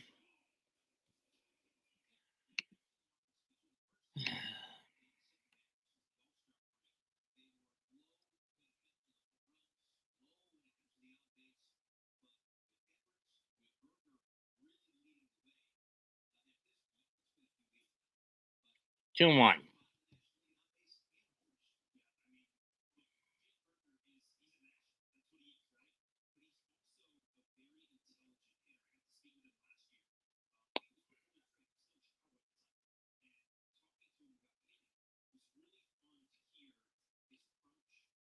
Blackburn trying to pick off Edwards. Not going to work that time. Berger since July 13th has hit 15 home runs, ahead of Anthony Statender, Juan Soto, Vladdy Jr., and a few others. Most of them have 13. 2-1 pitch. And this time they get Edwards. Whereas he got too far off the bag, and Alonso, and that's the second time today Blackburn has picked off a base runner.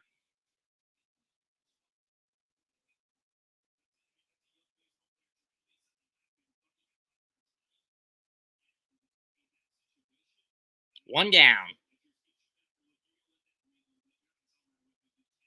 I mean, I thought the Mets gambling was bad, but one can debate that the Marlins gambling has been just as bad on the base pads. 2 and 2. It's been just as bad, if not worse, debatably, on the base pads. 2 and 2.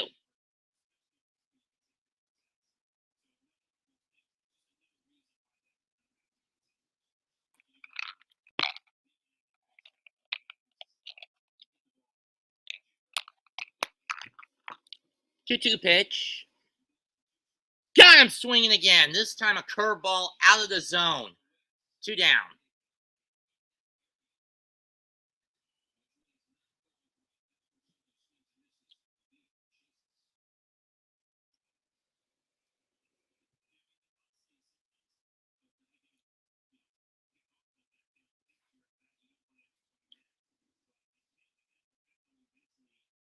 Here's Jonah Bride.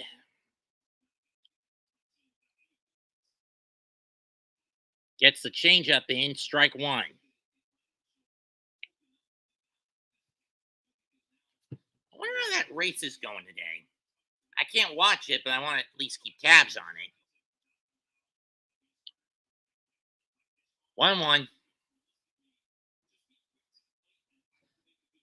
know it's on by now. I mean, it would have started by now. For those wondering, it's the Michigan 400 race or whatever they're calling it this year. Let's see what it's called this year. 400, Miller 400.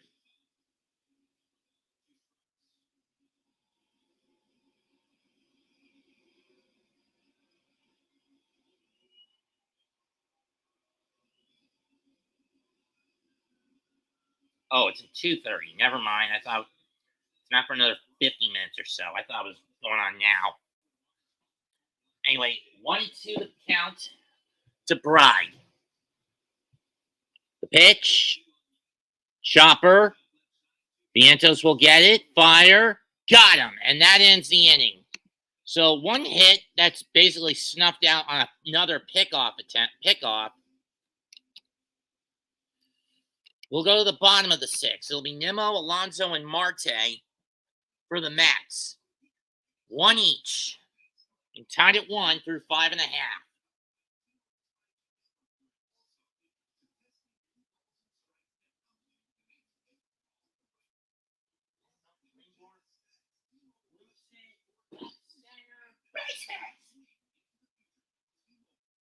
Lakers coming home easily and the next time.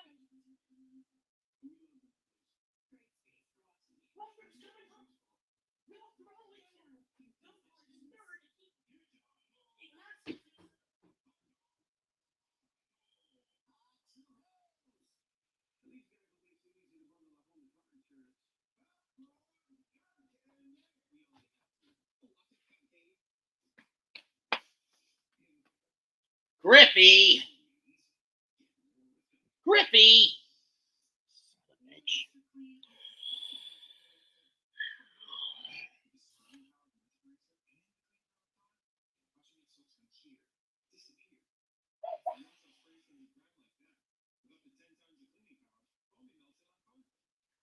No, base hit.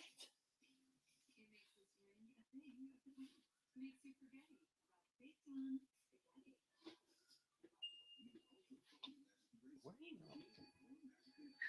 There's a park. This going for 2 days.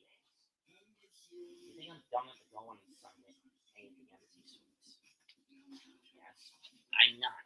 You know this now. Alright. What time does it start tonight?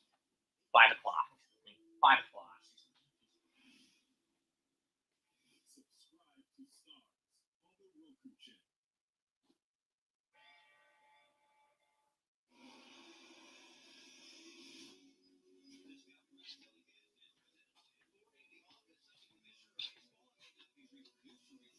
Pie!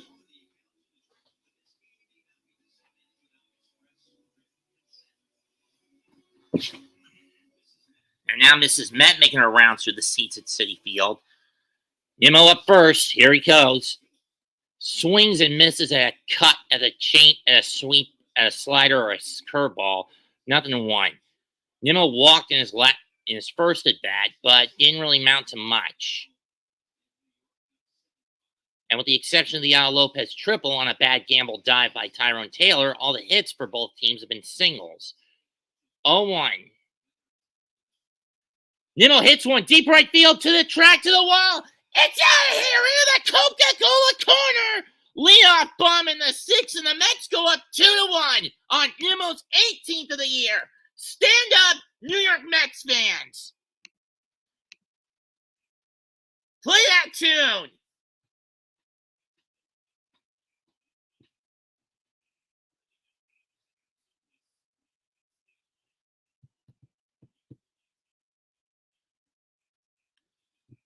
Let's go.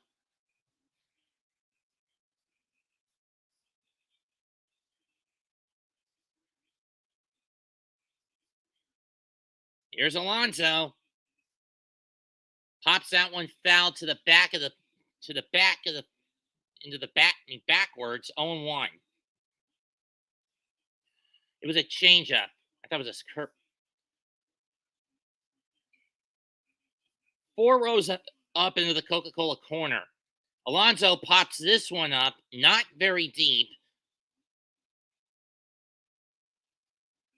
And Lopez will make the catch, 1 down.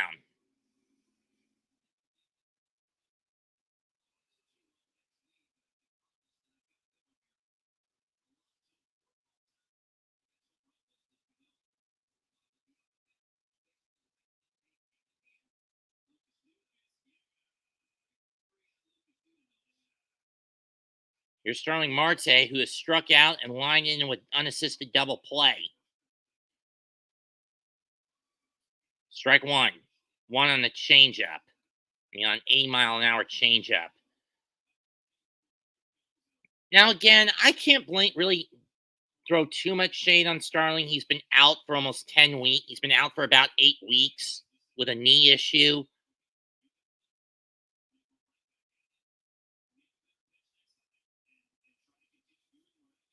He's been out of the lineup for almost 8 weeks, so I can't really throw too much shade on him. 2-1.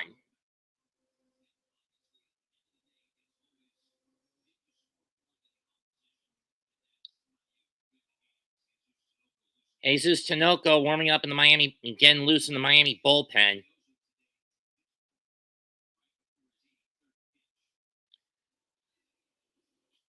Line drive. Base hit for Marte. Welcome back to the lineup, Starling. And he'll hold it first with a single.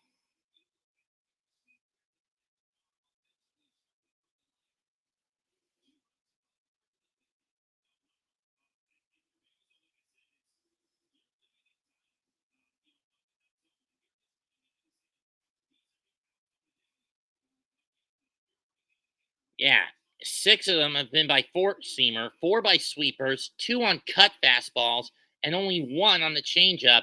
And they're going to pull Beozo. In comes Tinoco. We'll take a timeout. We'll take a pitching change, a call to the bullpen timeout. Man on, 1 out, and the Mets bottom 6, and the Mets are leading 2-1 with Winker getting ready to come up.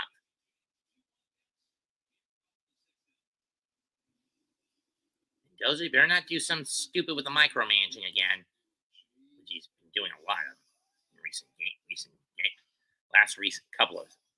spell of recent 2 weeks.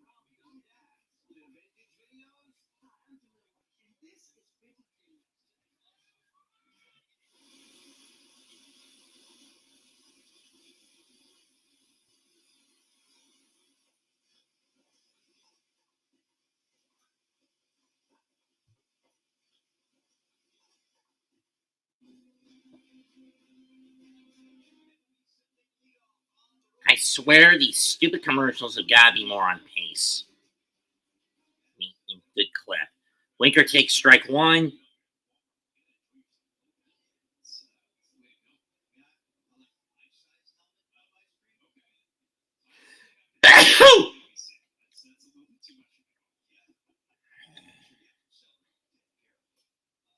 Strike 2.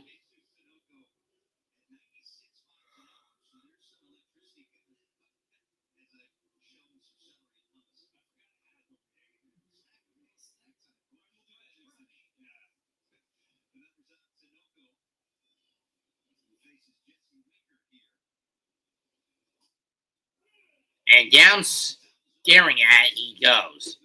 That's been the main problem I've had with Winker as a Met. He's not very committed to discipline.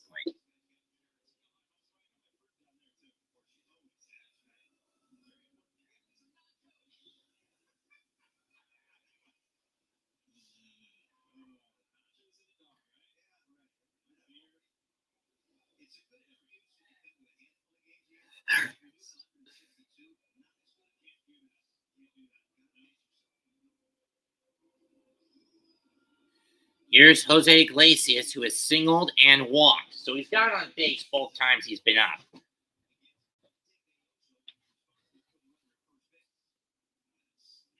Snap throw for a bunt attempt, but Marte makes it back. I mean, they know Marte's speed, but how much of it was compromised?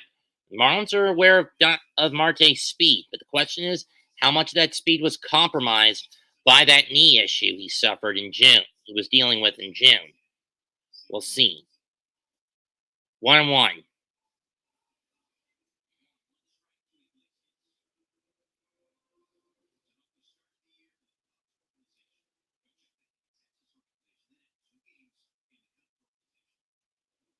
Eesh. That's not like what they saw in Chicago. 1-2. If he was only part of the Cubbies for two games.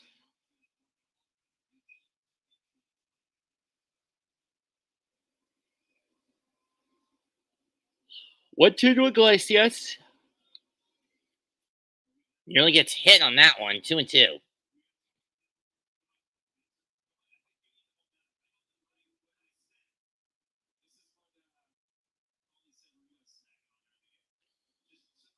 Can these two dumbasses quit focusing on snacks? Full count. Marte will take off.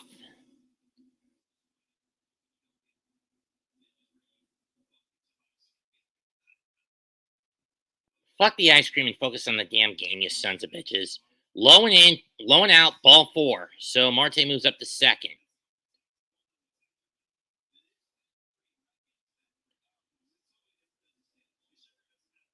Can you guys quit focusing on the food and focus on the damn game?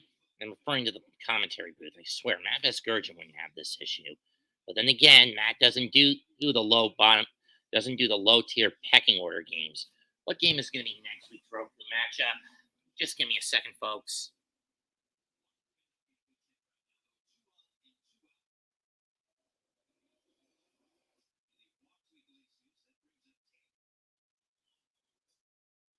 Next week's game is Washington, Atlanta.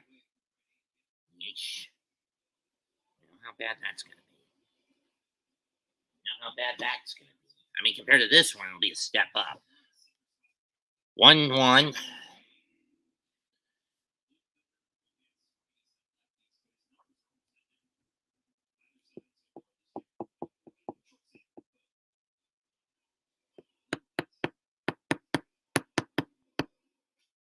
Taylor fouls that one off down the third base line.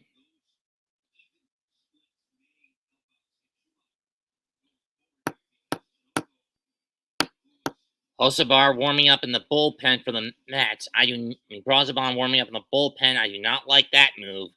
Mostly because, much like how Blackburn was against Oakland, could you expect Braziban to be the same with Miami? I do, to be honest, even though they got out of the way much sooner. That one's fouled to the backstop, and we'll do it again. Can anyone blame me for that logical process? I don't think you could.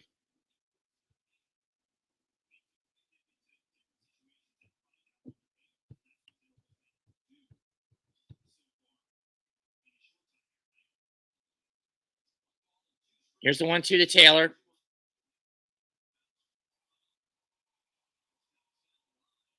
Ground ball was just outside the line, foul. Let's check the replay to see how close that was to being a fair ball.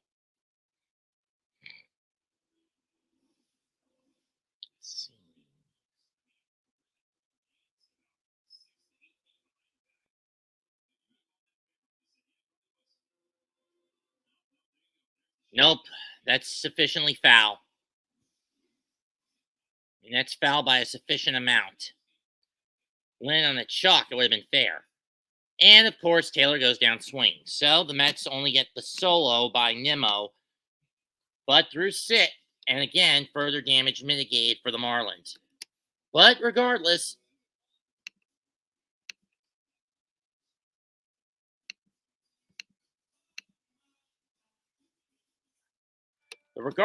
Nimmo hitting his 18th of the year gets the Mets in front 2-1 through 6.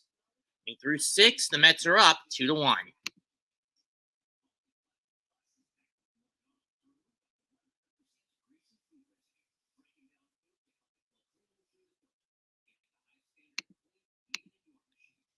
You know he's an overkill gambler, Tommy. Tommy Horn, you know he can be a bit of an overkill gambler and micromanaging numbskull.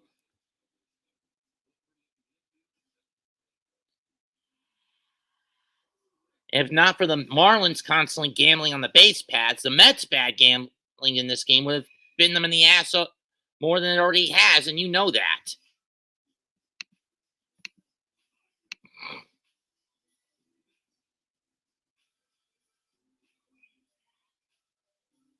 Retro Crush. Crush ad. For those who don't know what Retro Crush is, it's a retro free streaming anime app location.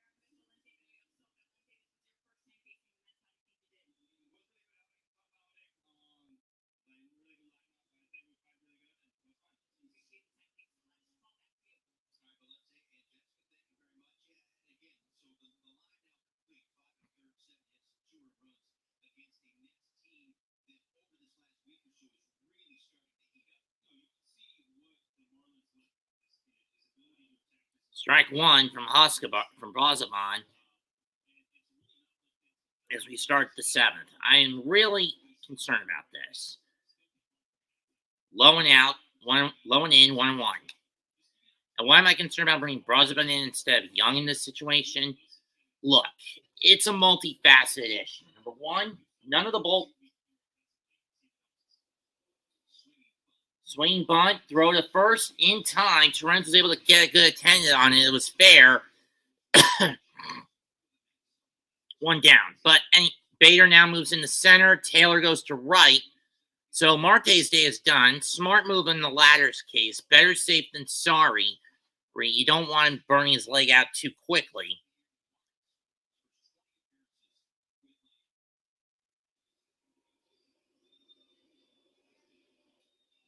So I don't have an issue with this with 2/3 of the triple switch. Chop foul. Now, as I was going to say earlier, whatever. Anyway, Derek Hill up. He struck out and line down in his first two appearances. And in the early portions of the game, the Mets were trying to do too much, and they were constantly hitting the ball his way in center.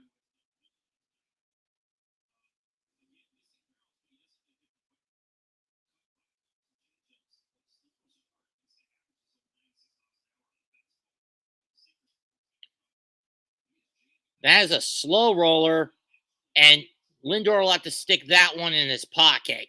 Hill's on with an infield single.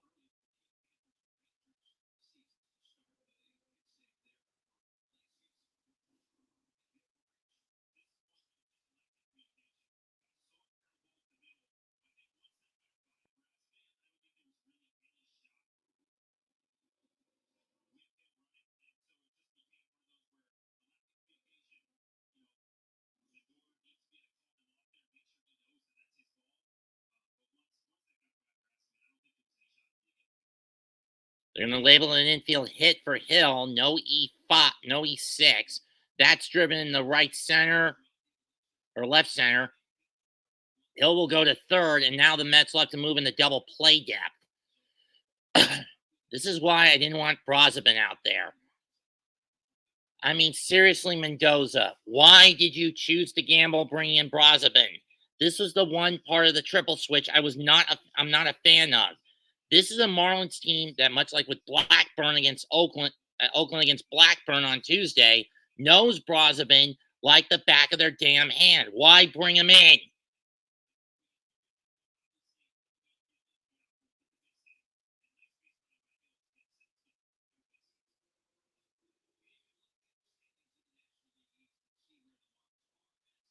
I mean, seriously, Lee Mendoza, why do you gamble like this?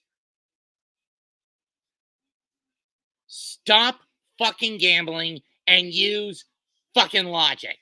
And Reed Garrett now warming up. Personally, I would have gone with Danny Young in this situation. not Brazoban or Garrett. And when you consider the SRF is still on the shelf, it's not surprising he's going to keep rolling the damn dice, for better or worse. And that is a case in point why you don't bring in Brazoban. He's erratic. Tie game. Seriously, Mendoza, how much of a fucking half-wit are you? Stop the gambling!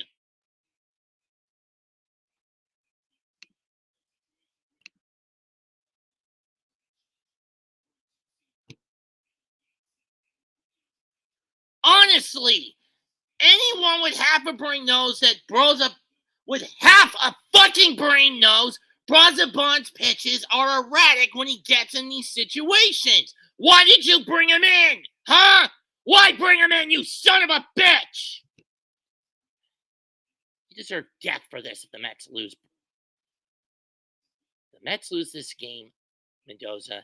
You deserve death for yet again ripping the rug out from underneath your own damn team with the wrong decision. You constantly gamble. You should never gamble.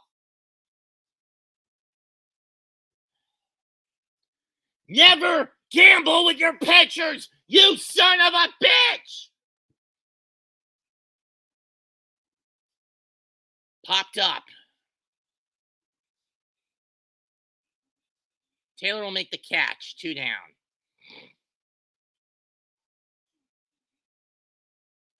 Honestly.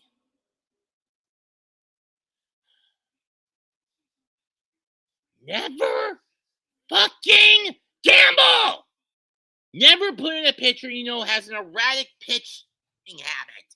Brazoban fits that bill, and now Blackburn can't get the W because of your stupid pension to gamble.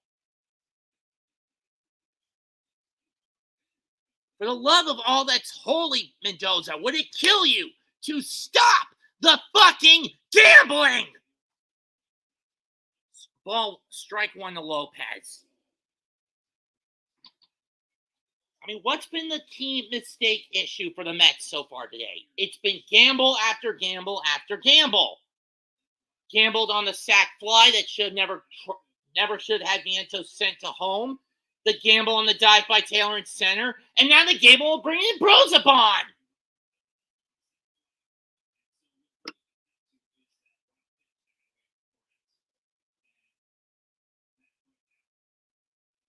Oh, 2. This one doesn't get away from Torrens. 1 and 2.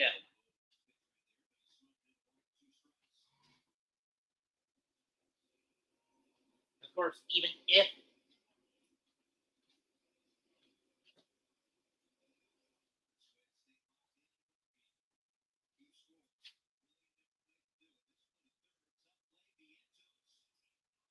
time.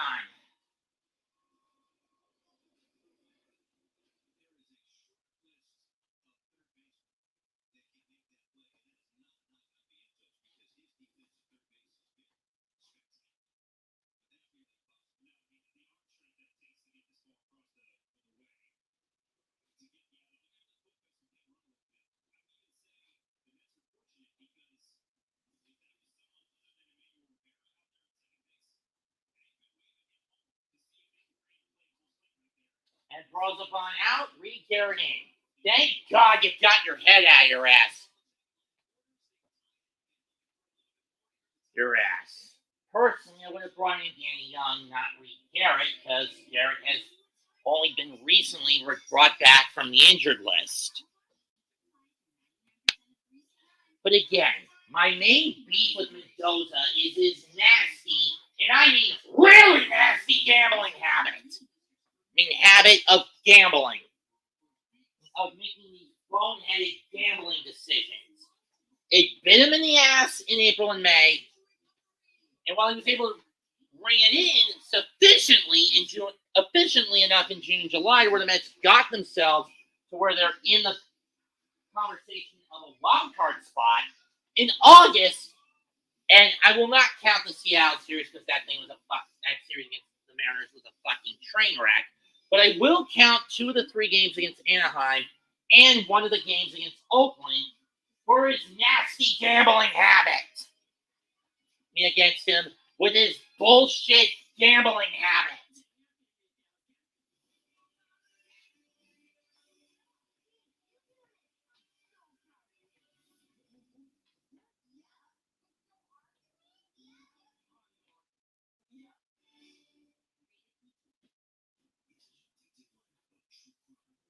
Anyone with half a brain knows. Brozabon is bad when you have to bring him in tight situations. If it's in a huge gap situation where you're up or down, then or behind by a large amount of runs, then fine, you can bring him in. But close call situations are a no-go for this motherfucker.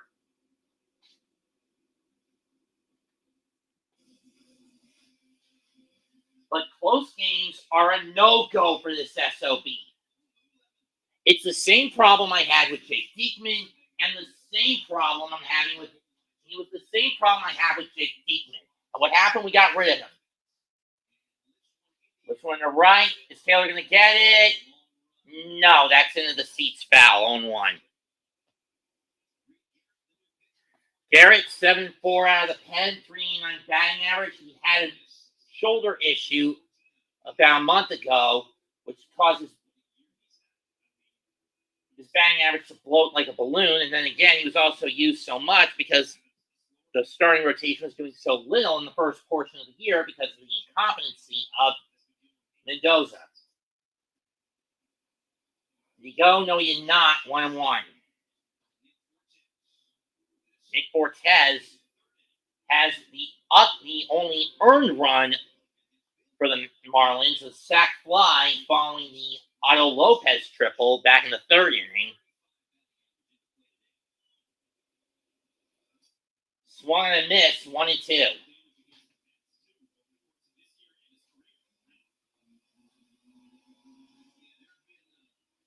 With runners in scoring position and 2 out, he's got a homer, 10 RBIs, 2 doubles, 8 singles. This is 24th at bat.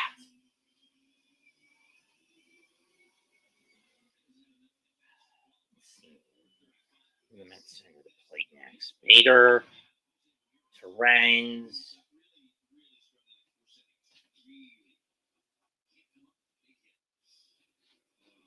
One, 2 on the way. Foul to the backstop.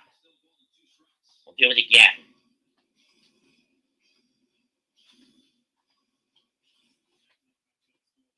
I mean, seriously, folks. You guys wonder why sometimes I say the Mets live in North Korea? Carlos Mendoza's bad gambling is the reason why I say that. I make that comment. Shot foul again is the main reason I make that comment.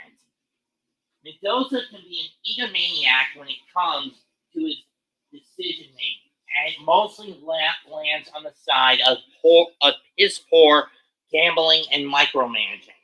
He needs to get that under control or flat out stop it. And look at the situation logically. 1-2, hit deep to left.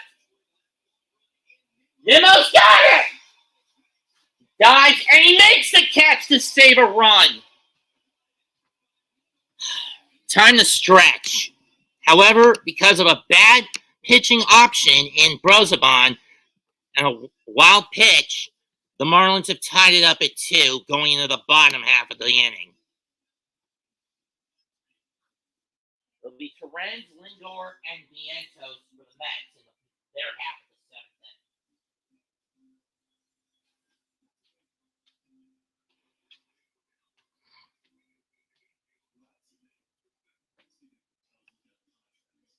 I mean, seriously, folks. You look at Mendoza's track record in April and May, where he bet 2, even in games where, yeah, there were some logical moves, like bringing Diaz in the 9th, only from the blow to save, because he wasn't even aware of the fact that neither he or Diaz were aware of the fact that Edwin was dealing with with a shoulder issue, with an issue in his pitching shoulder, or constantly bringing in guys like Adam Ottavino, Jake Diekman to just shut the door,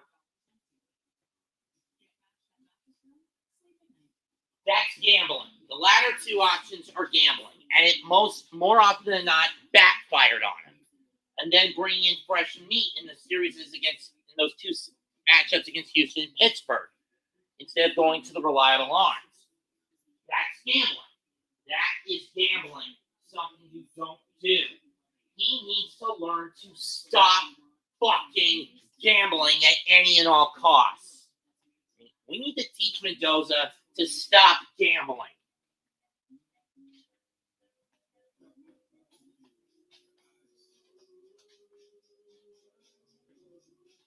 When you bring in a pitcher you know is bad, that's gambling. When you go to a hitter who's in a slump, that's gambling. When you refuse to take a pitcher out of pure hubris when he's in a situation he can't get himself out of, or throws more than 40 pitches in an inning, that's fucking gambling. And on all counts, Carlos Mendoza is guilty of this.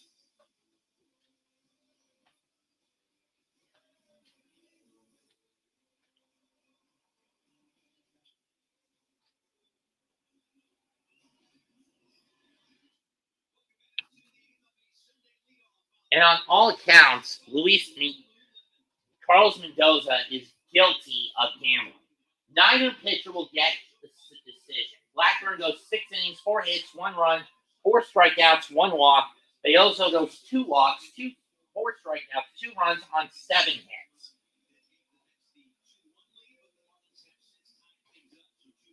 On a wild pitch because of a bad pitching decision by Carlos Mendoza.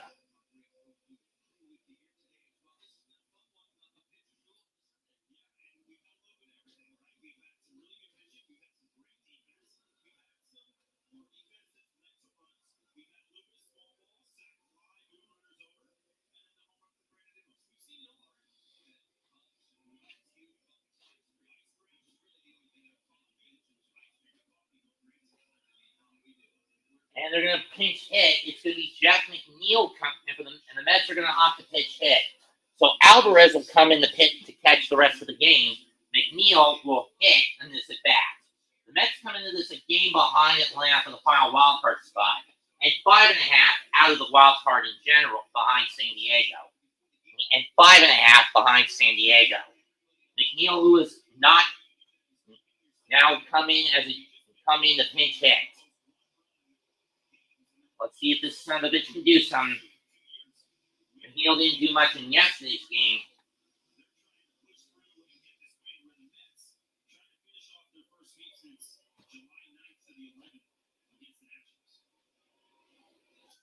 Three-game sweep. For those wondering, records referring to a 3-game sweep. McNeil, 238 hitter, 12 homers, 40 RBIs. He had a homer in the first game of this series and that put the Mets ahead for good on Friday. 1-1.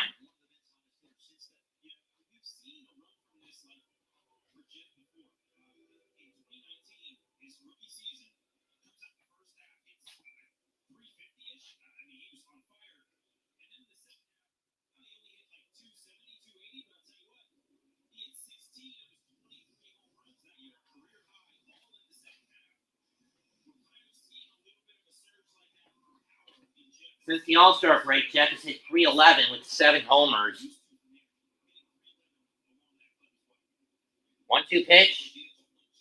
In the dirt, 2-2. 2 from Tinoco. 2-2 from Tinoco.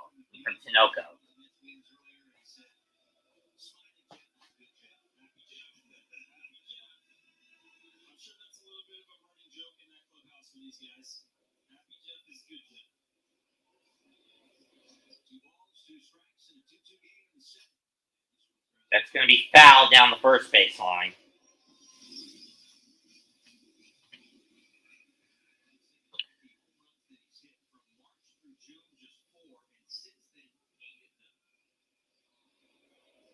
Most of them to right field. I mean, almost all of them to right or right center field. He's never been able to get one the opposite direction.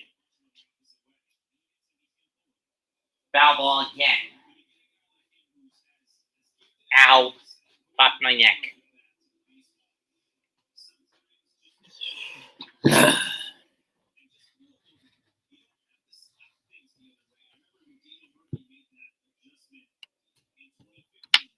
Two. And that one plunks him. And McNeil gets plunked in the back.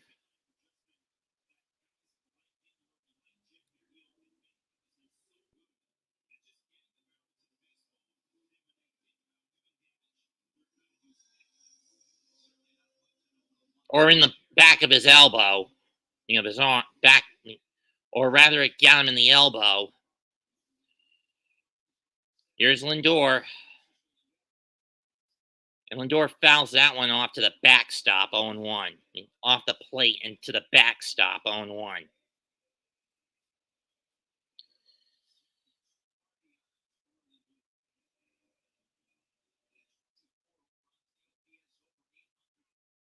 Lindor will take his batter's timeout.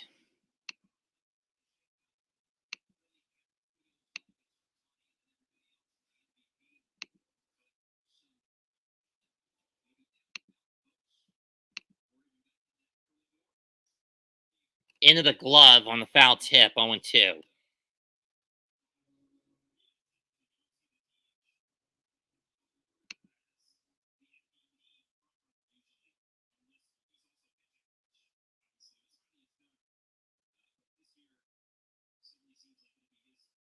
And he goes down swing on a high heater. 1 down.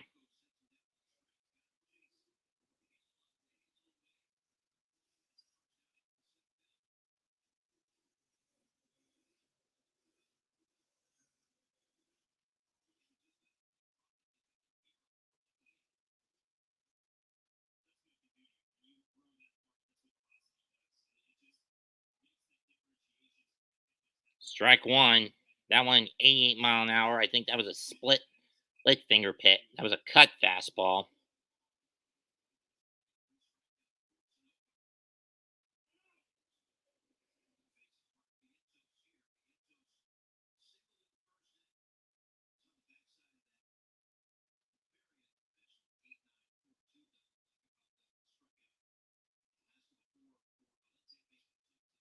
And that's fouled off, 0-2.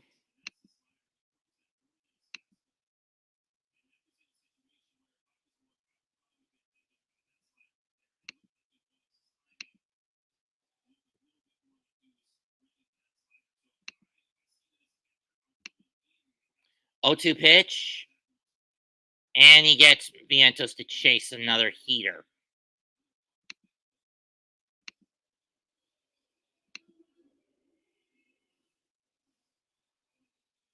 So all to Nimmo to keep the inning going.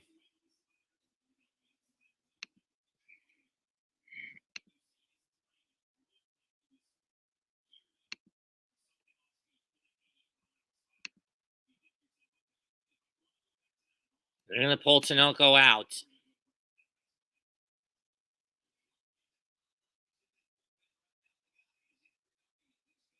Andrew Narmian going to come in. So it'll be another call to the bullpen, this time by Miami. 2-2, bomb 7, man on, 2 out.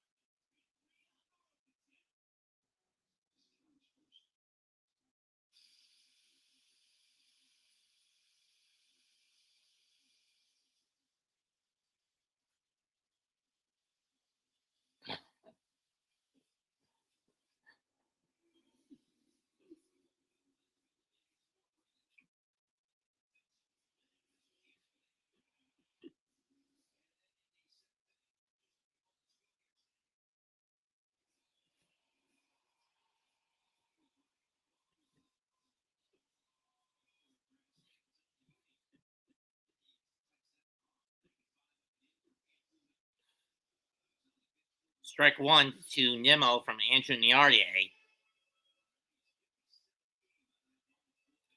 It's a southpaw, so this will be a tough one for the Mets.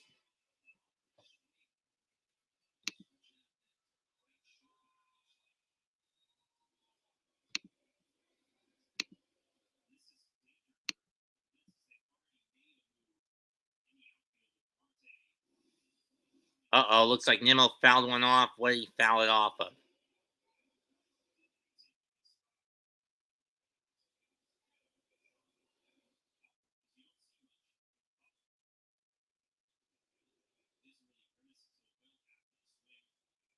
So what happened?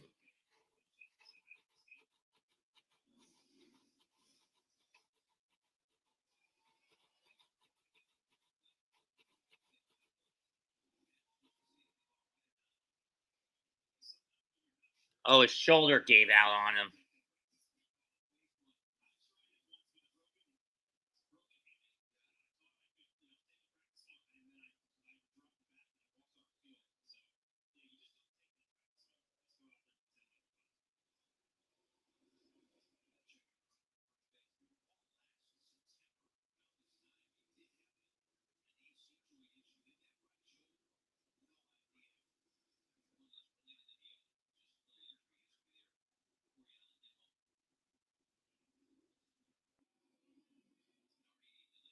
Ball one.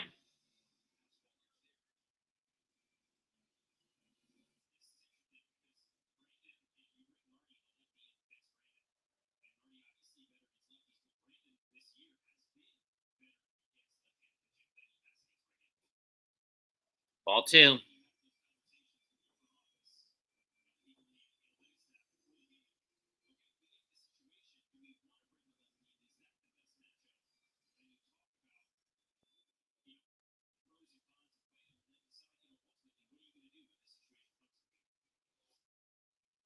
Cuts and misses 2-2.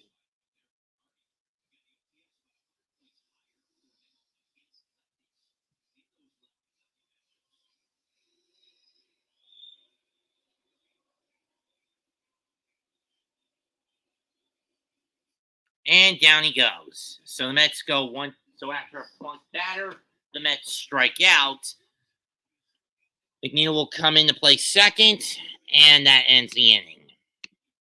2-2 going into the eighth.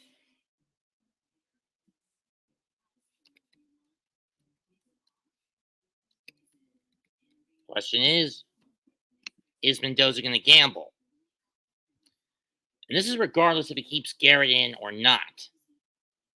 It's debatable on who he brings in next. It's either going to be Young or Ottavino, the latter of which I'll kill him if he does. I mean, the latter of whom I will kill him if he does.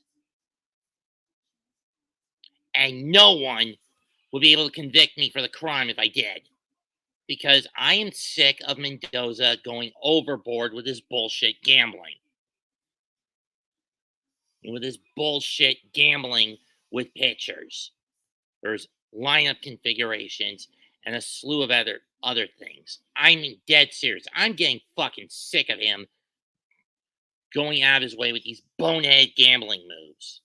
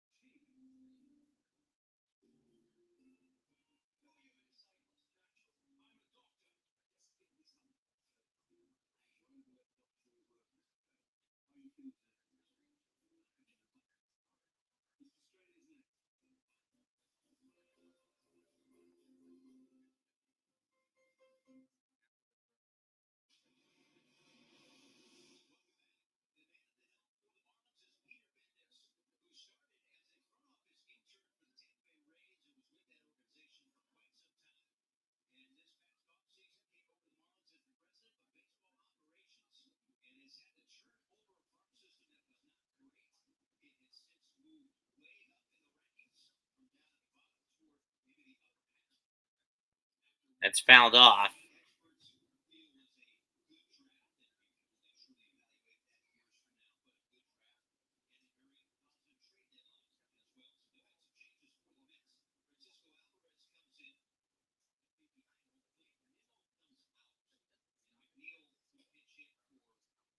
One.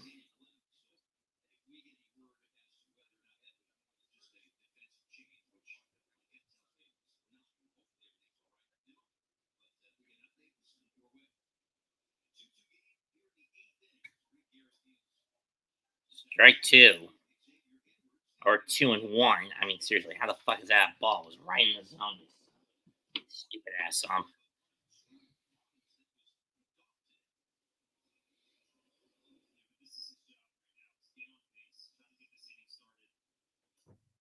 Strike 2. Right the knees.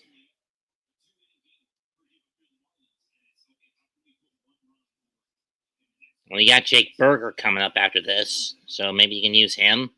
I don't know. Edwards has walked, singled, and he's been picked off once.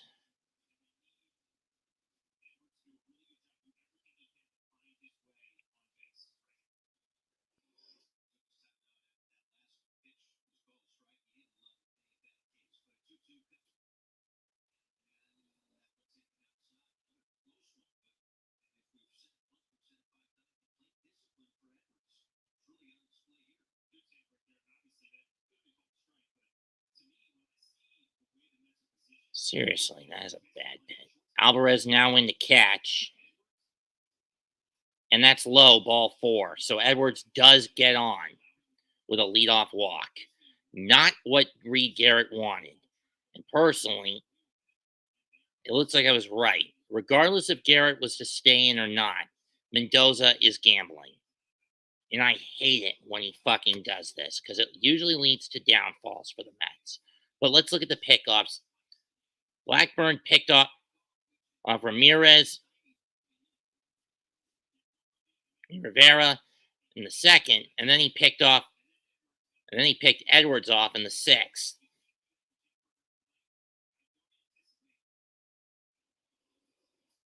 Berger takes ball 1 in.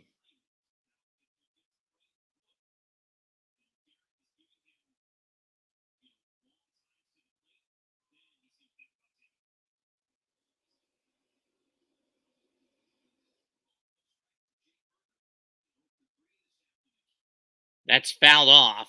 1-1.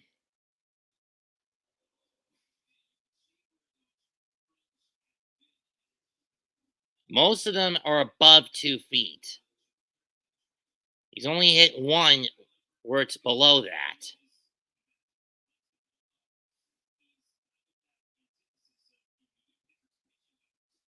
Strike 2.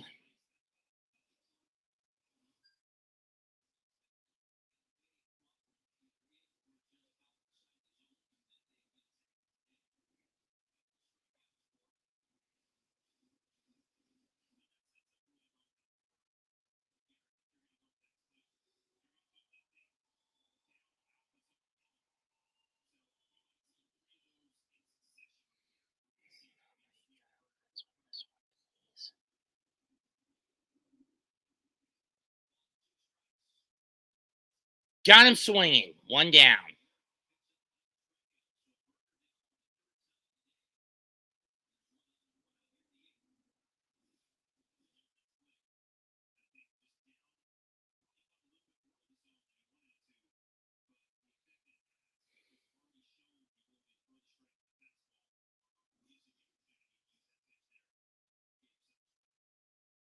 Here's Jonah Bride.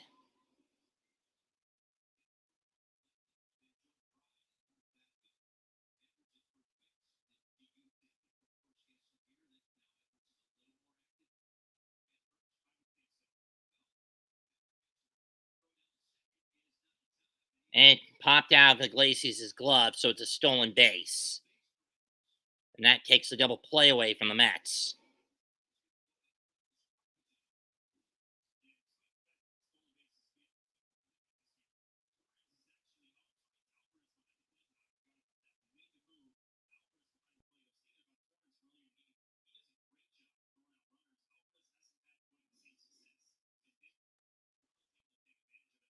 And again, the Mets choose to gamble with the pinch hitter. I mean,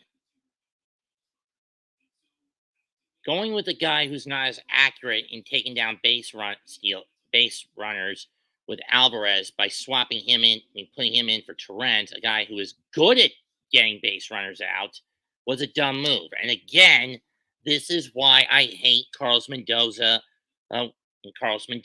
He's an overkill gambler. He needs to get this habit under fucking control. 3-0. And ball 4, Garrett is starting to get a little worn down. And if I'm Mendoza, which I know I'm not, if I were Mendoza, I'd get Garrett out of there or at least get the bullpen up and running. And bring in either Danny Young or Edwin Diaz at this point. Mostly as a damage control move. But again, knowing how much of an incompetent gambler where Carlos Mendoza is, he's not going to do that. And I put emphasis on calling this guy incompetent, folks. I mean, on gambler, because that's all he's been doing this year. Fucking gambling. And if David Stearns and Steve Cohen could see that this gambling of Carlos Mendoza's has done the team a lot more harm than good, long term will do this team more harm than good, they get rid of his fucking ass.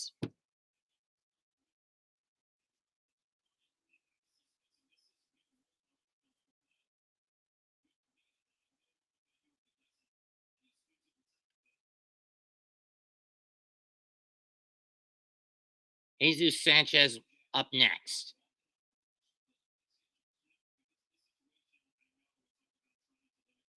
Ball 1 again. Can we get Garrett off of the mound already? He's at that point where he's throwing nothing but balls.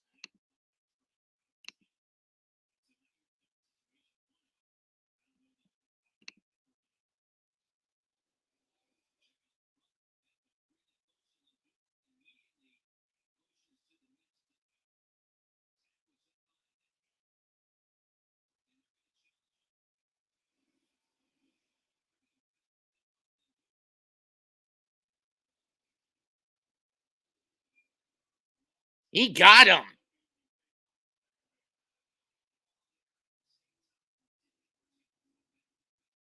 No, he didn't. He's out. He's fucking out. Cut him down. He cut Edwards down.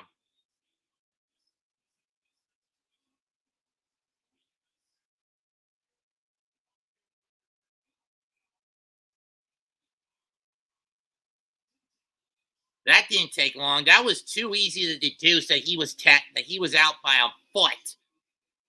The minute he ducked, his helmet clocked into the glove of Lindor, or while the ball was still in Lindor's glove. Tough break for Miami is once again, for the third time, they gamble on the base pads.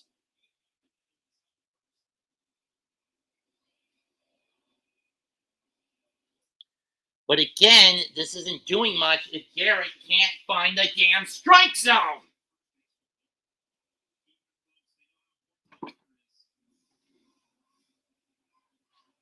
Ow. Again, my neck.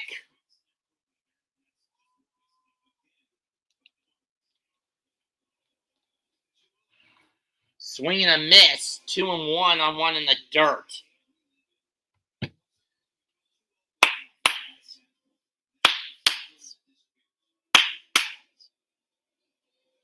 Yes, I know that's more of a basketball chant, but the point still applies.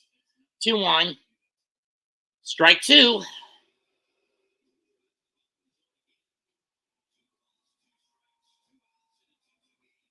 And a man on first after one was cut down after a pair of walks.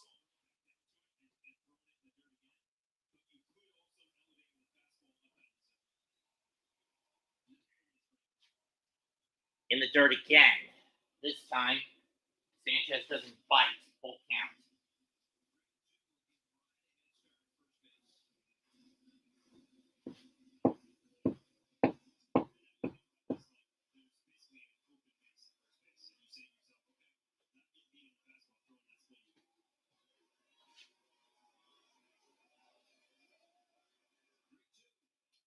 And he fouls that one down the third baseline. We'll do it again.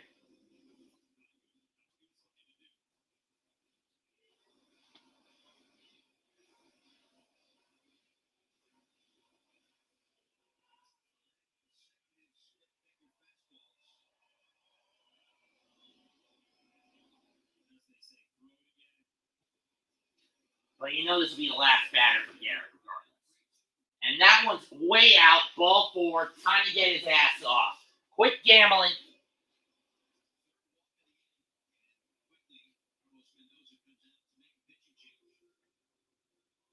It better not be out of Vino. If it's Young, fine. He's going to Maton. Okay, I don't have that big of an issue with him. It'll be Phil Maton coming in, hopefully to try to get this last out. If he does, we go to Diaz in the ninth. For now, we'll take another pitching change timeout. 5-2, top 8, 2 on, 2 out for Miami.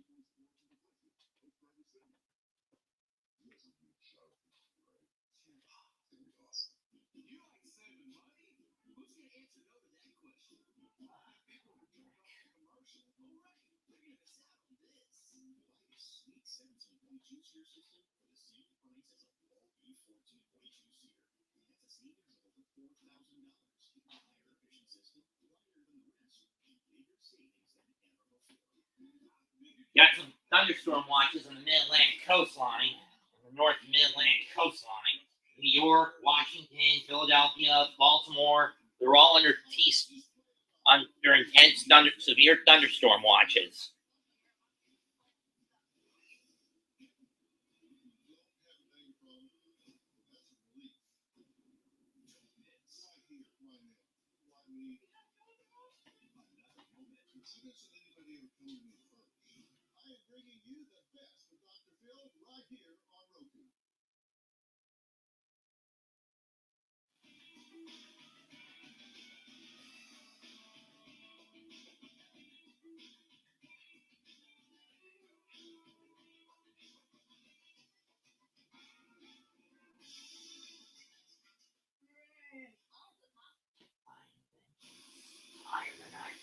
Bye.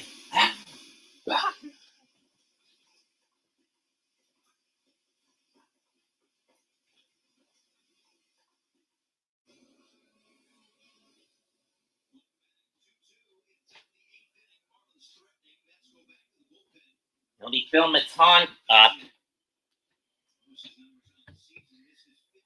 Maton entering his 15th appearance as a Met. Not one of the best, not the worst thing to come out of the bullpen for the Mets, but he's adequate enough. But the runner, go ahead.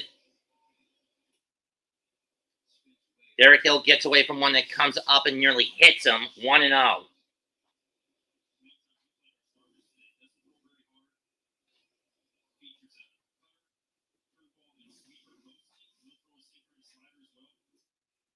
Sweep that one, 2-0, and now the Mets are showing their inability to get good pitch command. Again, this is a problem I've had whenever Mendoza gambles. Now, to be fair, bringing Diaz in would be a bad idea at this point. Granted, he's getting sure out. Ball 3. Can we throw a damn strike here?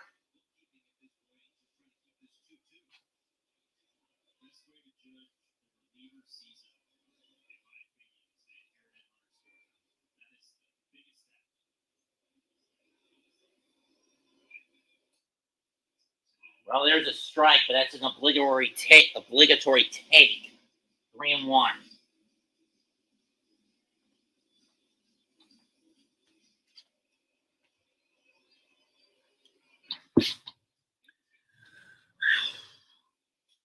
Driven the right to left, and it's going to be a base hit. Throw going to the plate. Safe. It got away from Alvarez.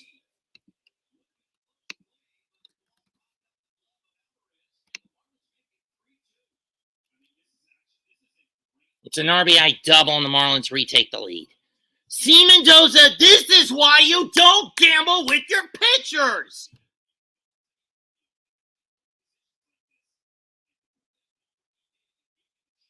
Wait, they put McNeil in left? Why? Gamble! I'm sick of you, Mendoza. You and your bullshit gambling.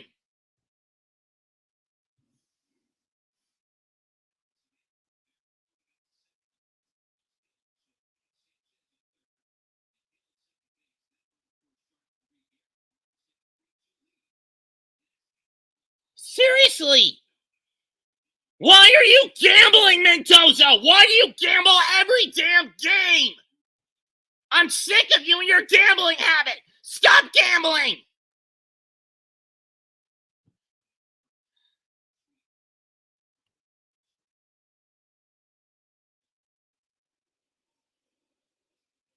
You people wonder why I constantly say we live in North Korea with this team. Carlos Mendoza and his bullshit gambling, or why?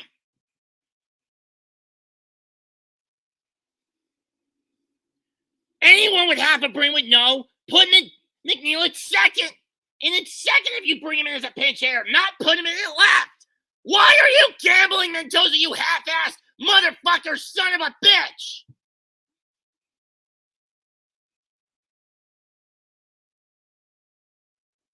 Why is it you constantly gamble, Mendoza?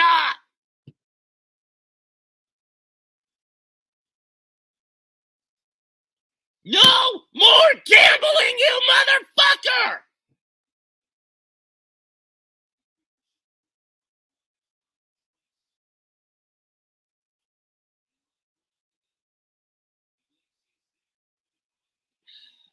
Let's get out of there, but they give up the lead. But the lead is back in Miami's possession. 3-2 Miami.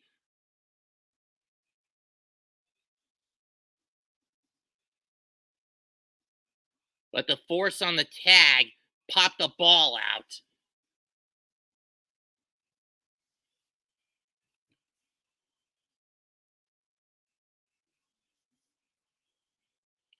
I mean, honestly, Mendoza, why is it you have this nasty gambling habit? It's got to stop!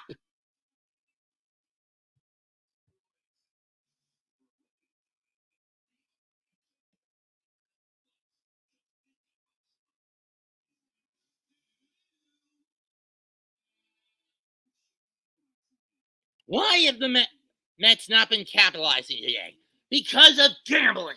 Gambling on the base paths, gambling in the field, gambling with the pitchers, and now gambling on defensive substitutions. Why do you gamble, Mendoza? No more gambling! How many times do I have to say this until I fly my ass up to New York and strangle you to death?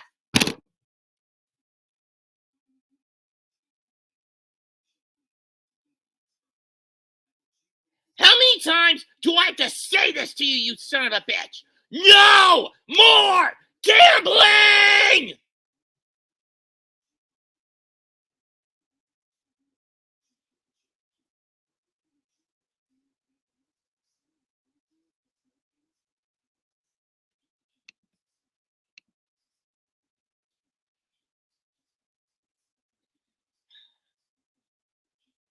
If I had to, I would come up to New York armed with a Thompson and pump your fucking ass full of lead. And then we could find someone who is not an overkill gambler to take over as the manager of the Mets. Because your gambling is doing this team far more harm than good. And if they don't make the playoffs, it's on your head because of your bullshit gambling. It's been gamble after gamble after gamble after gamble with you. Stop! Just fucking stop! Here's Alonso to lead off. Ball one.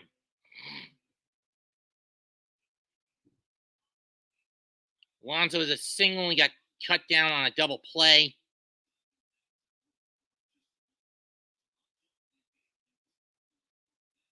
Ball two.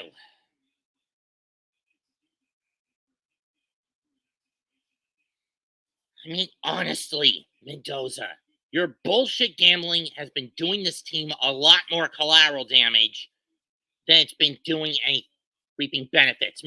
Alonso fouls that one off the end of the bat down the right field line, 2-1.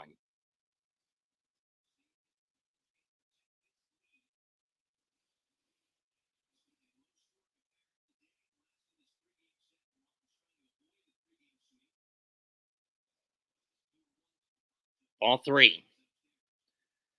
I mean, seriously, folks, my viewers, you can't argue with the facts. The games the Mets have lost more often than not have had one crucial X factor, and that's Mendoza going overboard with the gambling.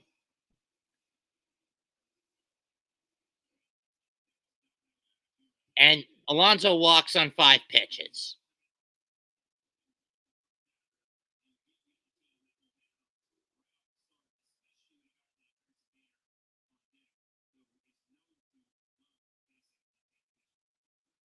Though Bader has been struggling as of late. Ball 1. I mean, tell me I'm wrong, guys. Tell me I'm wrong that the reason the Mets have not been able to capitalize completely on opportunities in the chase, in the playoff hunt, has been because of Carlos Mendoza's bad gambling habit.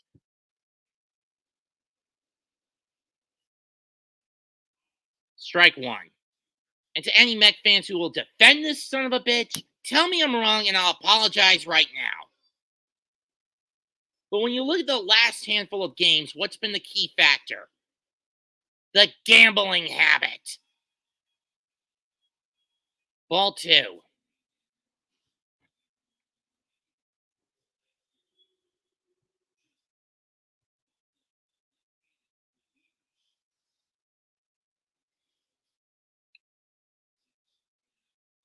Tipped it out of the glove and off the mask of Nick Fortes. 2-2.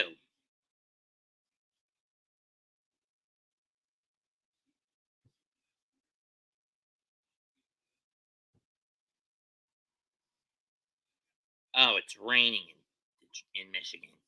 How am I not surprised by that? I wouldn't be surprised if the Yankee game got called off tonight. The Yankee game against the Tigers tonight got called off. 2-2 pitch.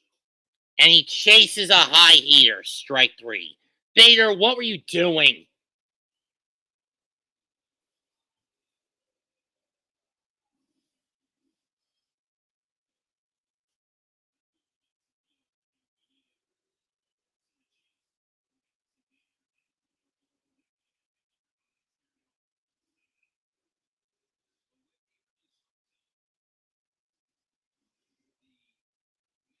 The Mets will do another pinch hit. Out goes.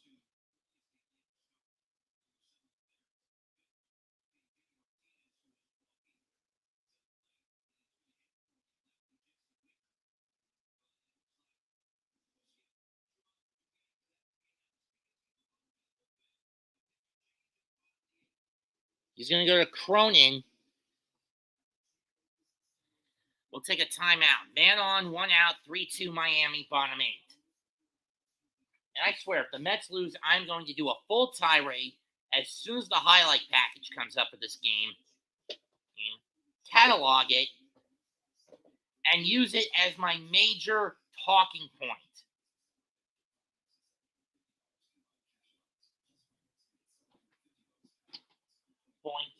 To call out Carlos Mendoza for his self-indulgent, incompetent gambling habit.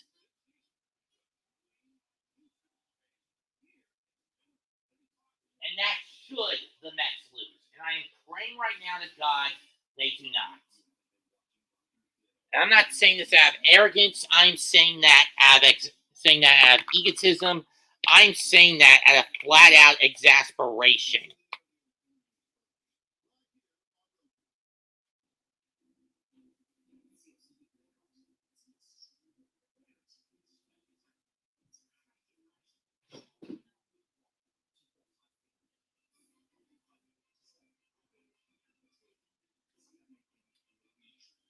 And I don't think anyone would blame me for saying it like that.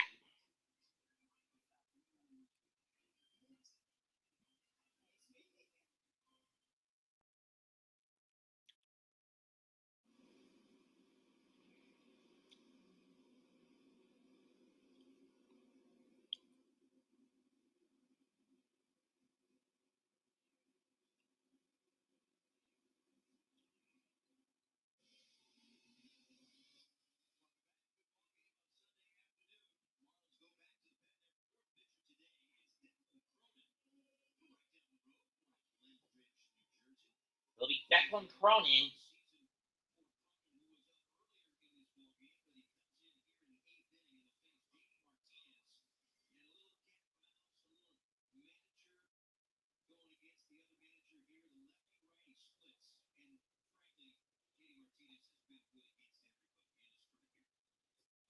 Ball one is Martinez as it goes way out of the zone. 1-0. Martinez in 92 games, 12 homers, 55 RBIs, 257 batting average. But I would kill for a homer right now for the Mets. Instead, he's going to throw ground into a double play ball. And once again, the gambling habit reared its damn head. You people wonder why I want Mendoza's neck in the noose? This is why. The gambling.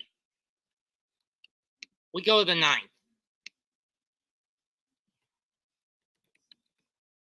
3-2 Miami.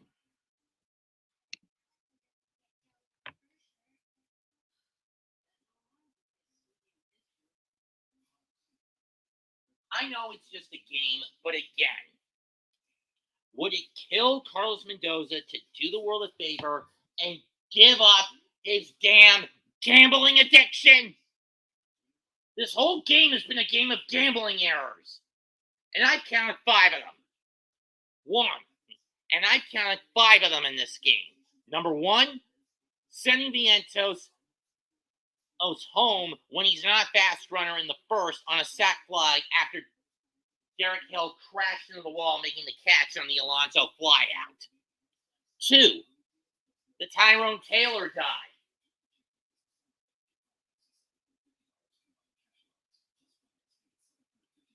3, bring in Brazaban.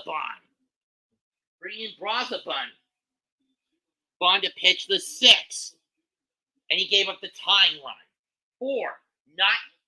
4, moving McNeil, putting McNeil in left instead of second when Nimmo has the better arm. Unless, of course, Nimmo holds something in his shoulder and that's why he's out of the game.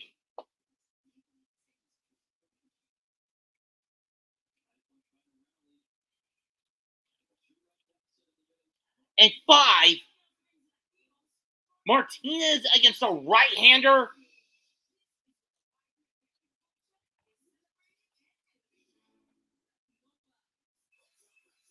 Can I please fucking kill Carlos Mendoza with his idiotic, self-indulgent, and narcissistic gambling habit?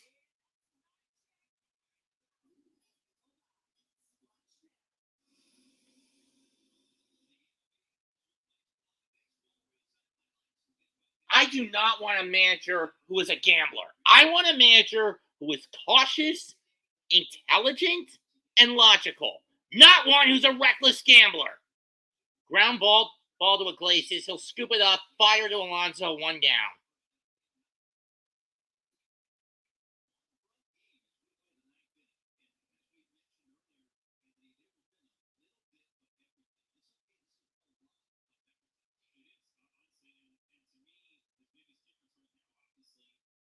Or better yet, someone flogged Mendoza without killing him until he promises to never gamble a game again. And with his decision making, Lopez has to get out of the way of that pitch. 1-0.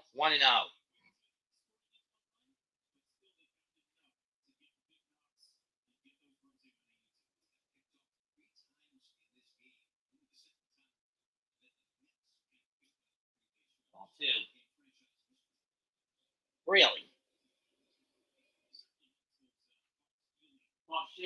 Calvin Foster warming up in the pen to try to getting ready to close it out. Strike 2, 1.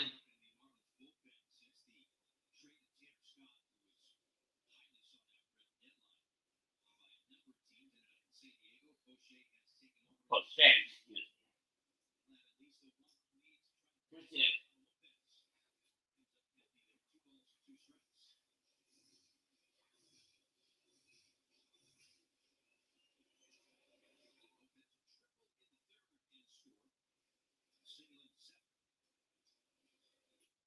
Ball 3.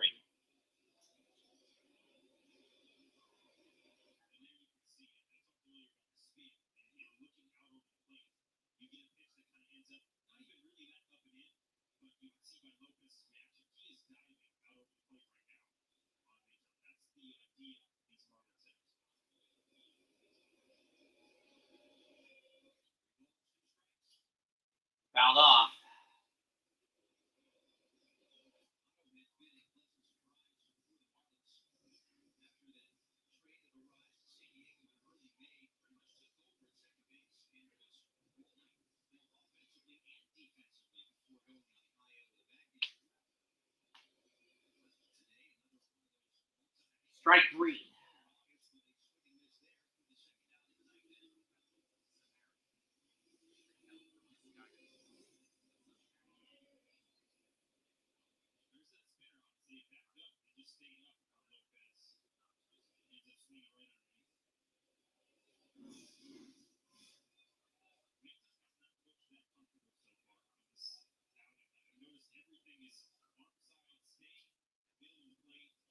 Foul off. 0-1 to the Fortes.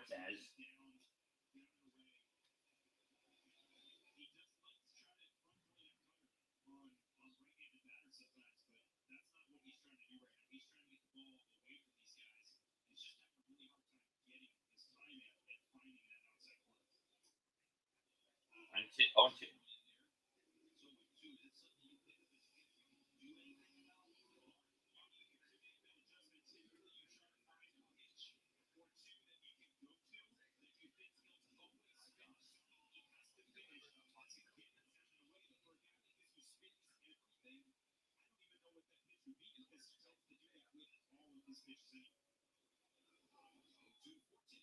Got him swinging. 1-2-3, but the Mets are now down to their last shot. We go to the bottom of the ninth, 3-2 Miami.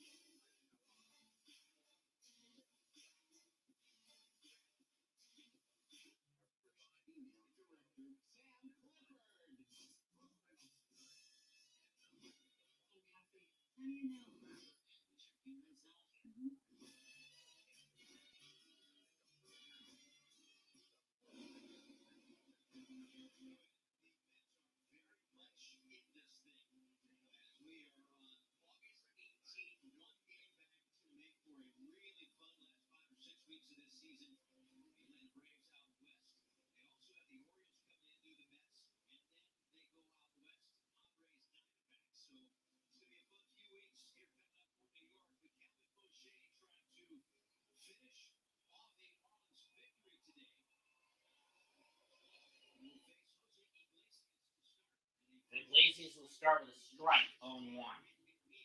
Bashir will try to close it out for Miami.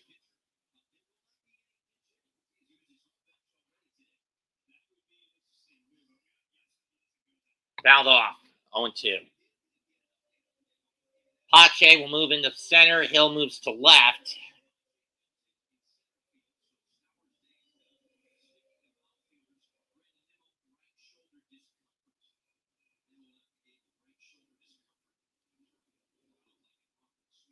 Oh, that makes sense. 0-2 to Iglesias. Ball 1.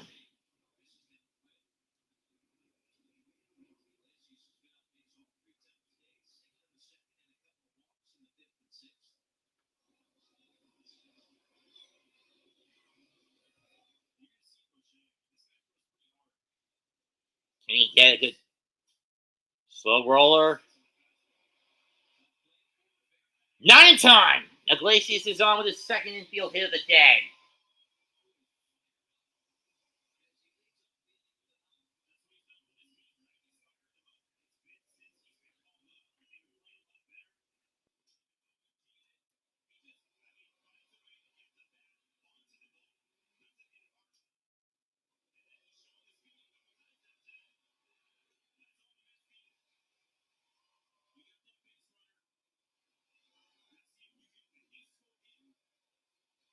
Tyrone Taylor's not been doing well today. He struck out twice, pop up.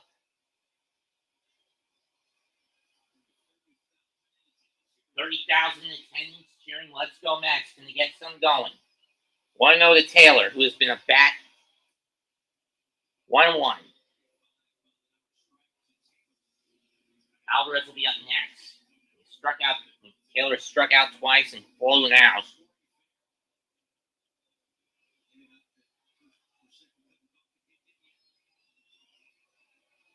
Ball 2.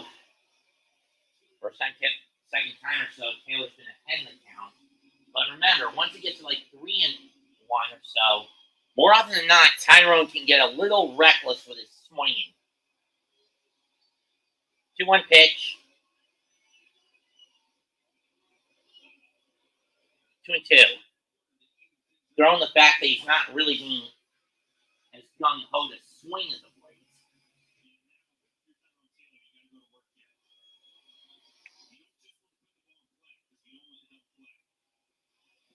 2-2. Ground ball through the hole, base hit. That's going to move Iglesias to second, and he'll hold up there. Back-to-back singles for the Mets. They're in business. Let's see if they can keep it going. Alvarez up next. And Alvarez has been in a bit of a funk.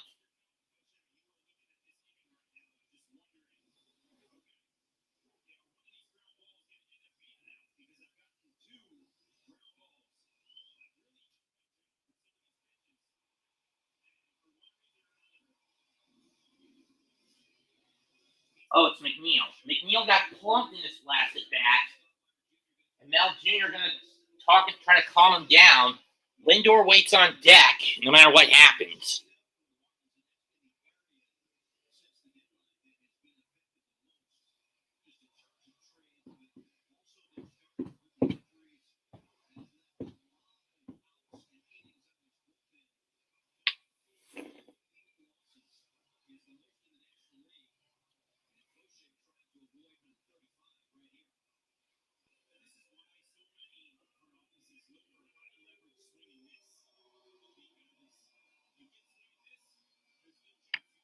McNeil's only been at the plate once today, and he got plunked when he pinch hit, when he ended up pinch hitting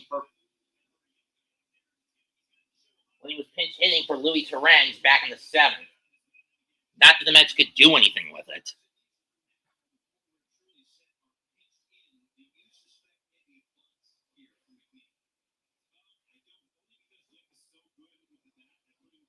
Yeah, I don't really see McNeil. Yeah, I agree with Tony Record here. I don't see McNeil bunting on this one. And even if he does, he's probably going to pop it up. Last RBI single was against Atlanta. There is the bunt, but he doesn't go with it. 0-1, 1-0.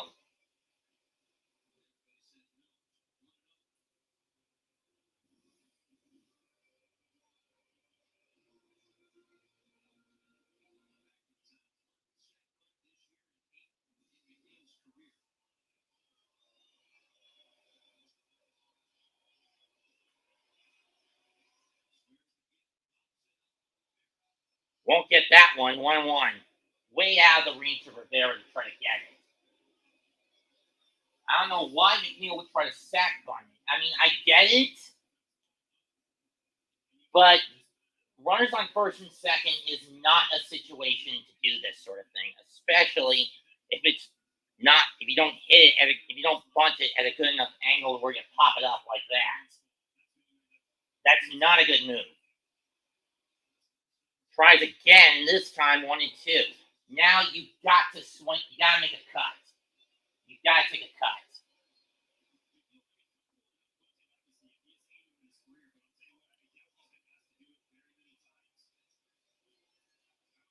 He's going to take the cut.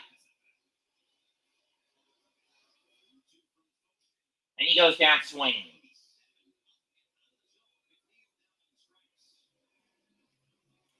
Should have just swung it all 3 times.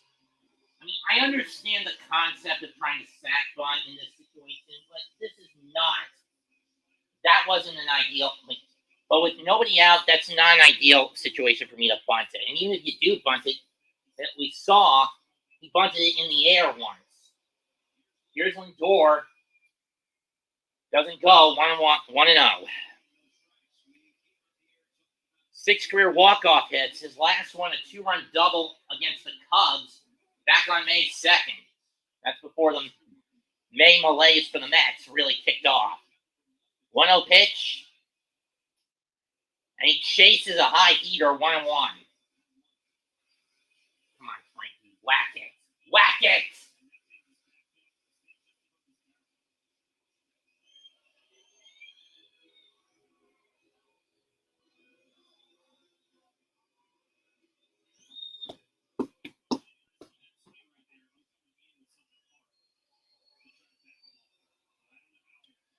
Here's the 1-1 pitch from Faucher. Lindor ready. The pitch.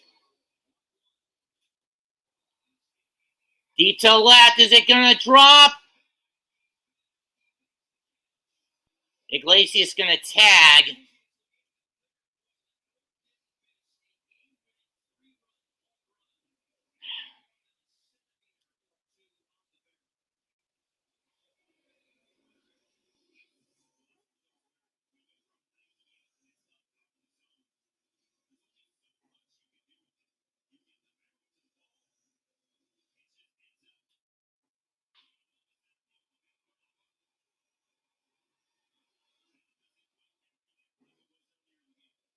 Didn't carry enough and went to the track.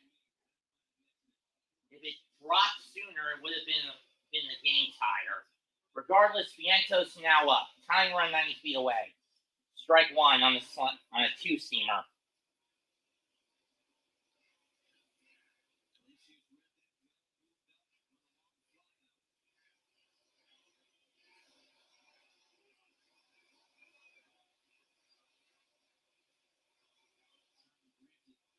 I'm Grand to Vientos.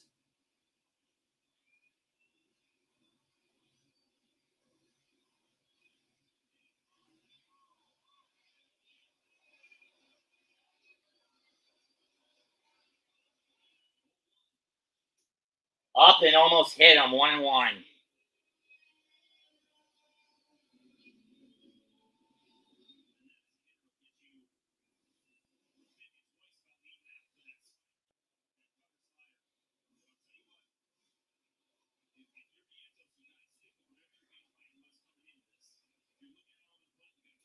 Way in again, 2-1.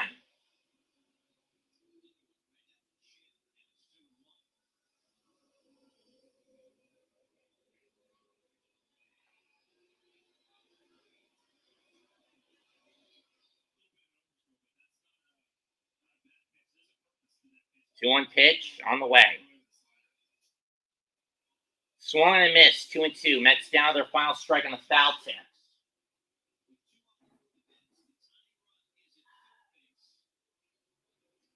I swear, Mendoza, if Vientos doesn't tie this at least, this is on your head that we lose because of your bad gambling habit. Swung and missed, strike 3, Marlins win. Like I guessed. 3-2, Marlins dodge the sweep. And all because of Carlos Mendoza and his horrible gambling habit!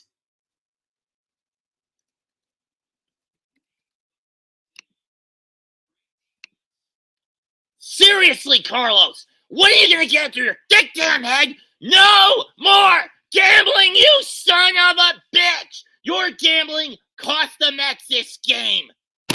And now we can't move up on Atlanta, even if we do have the Halos help us out today. You need to stop with your gambling habit! Every damn time.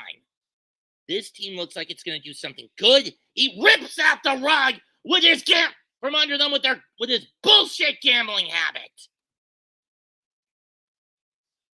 Comment, like, and subscribe. This is Mex2128 signing out. Goodbye.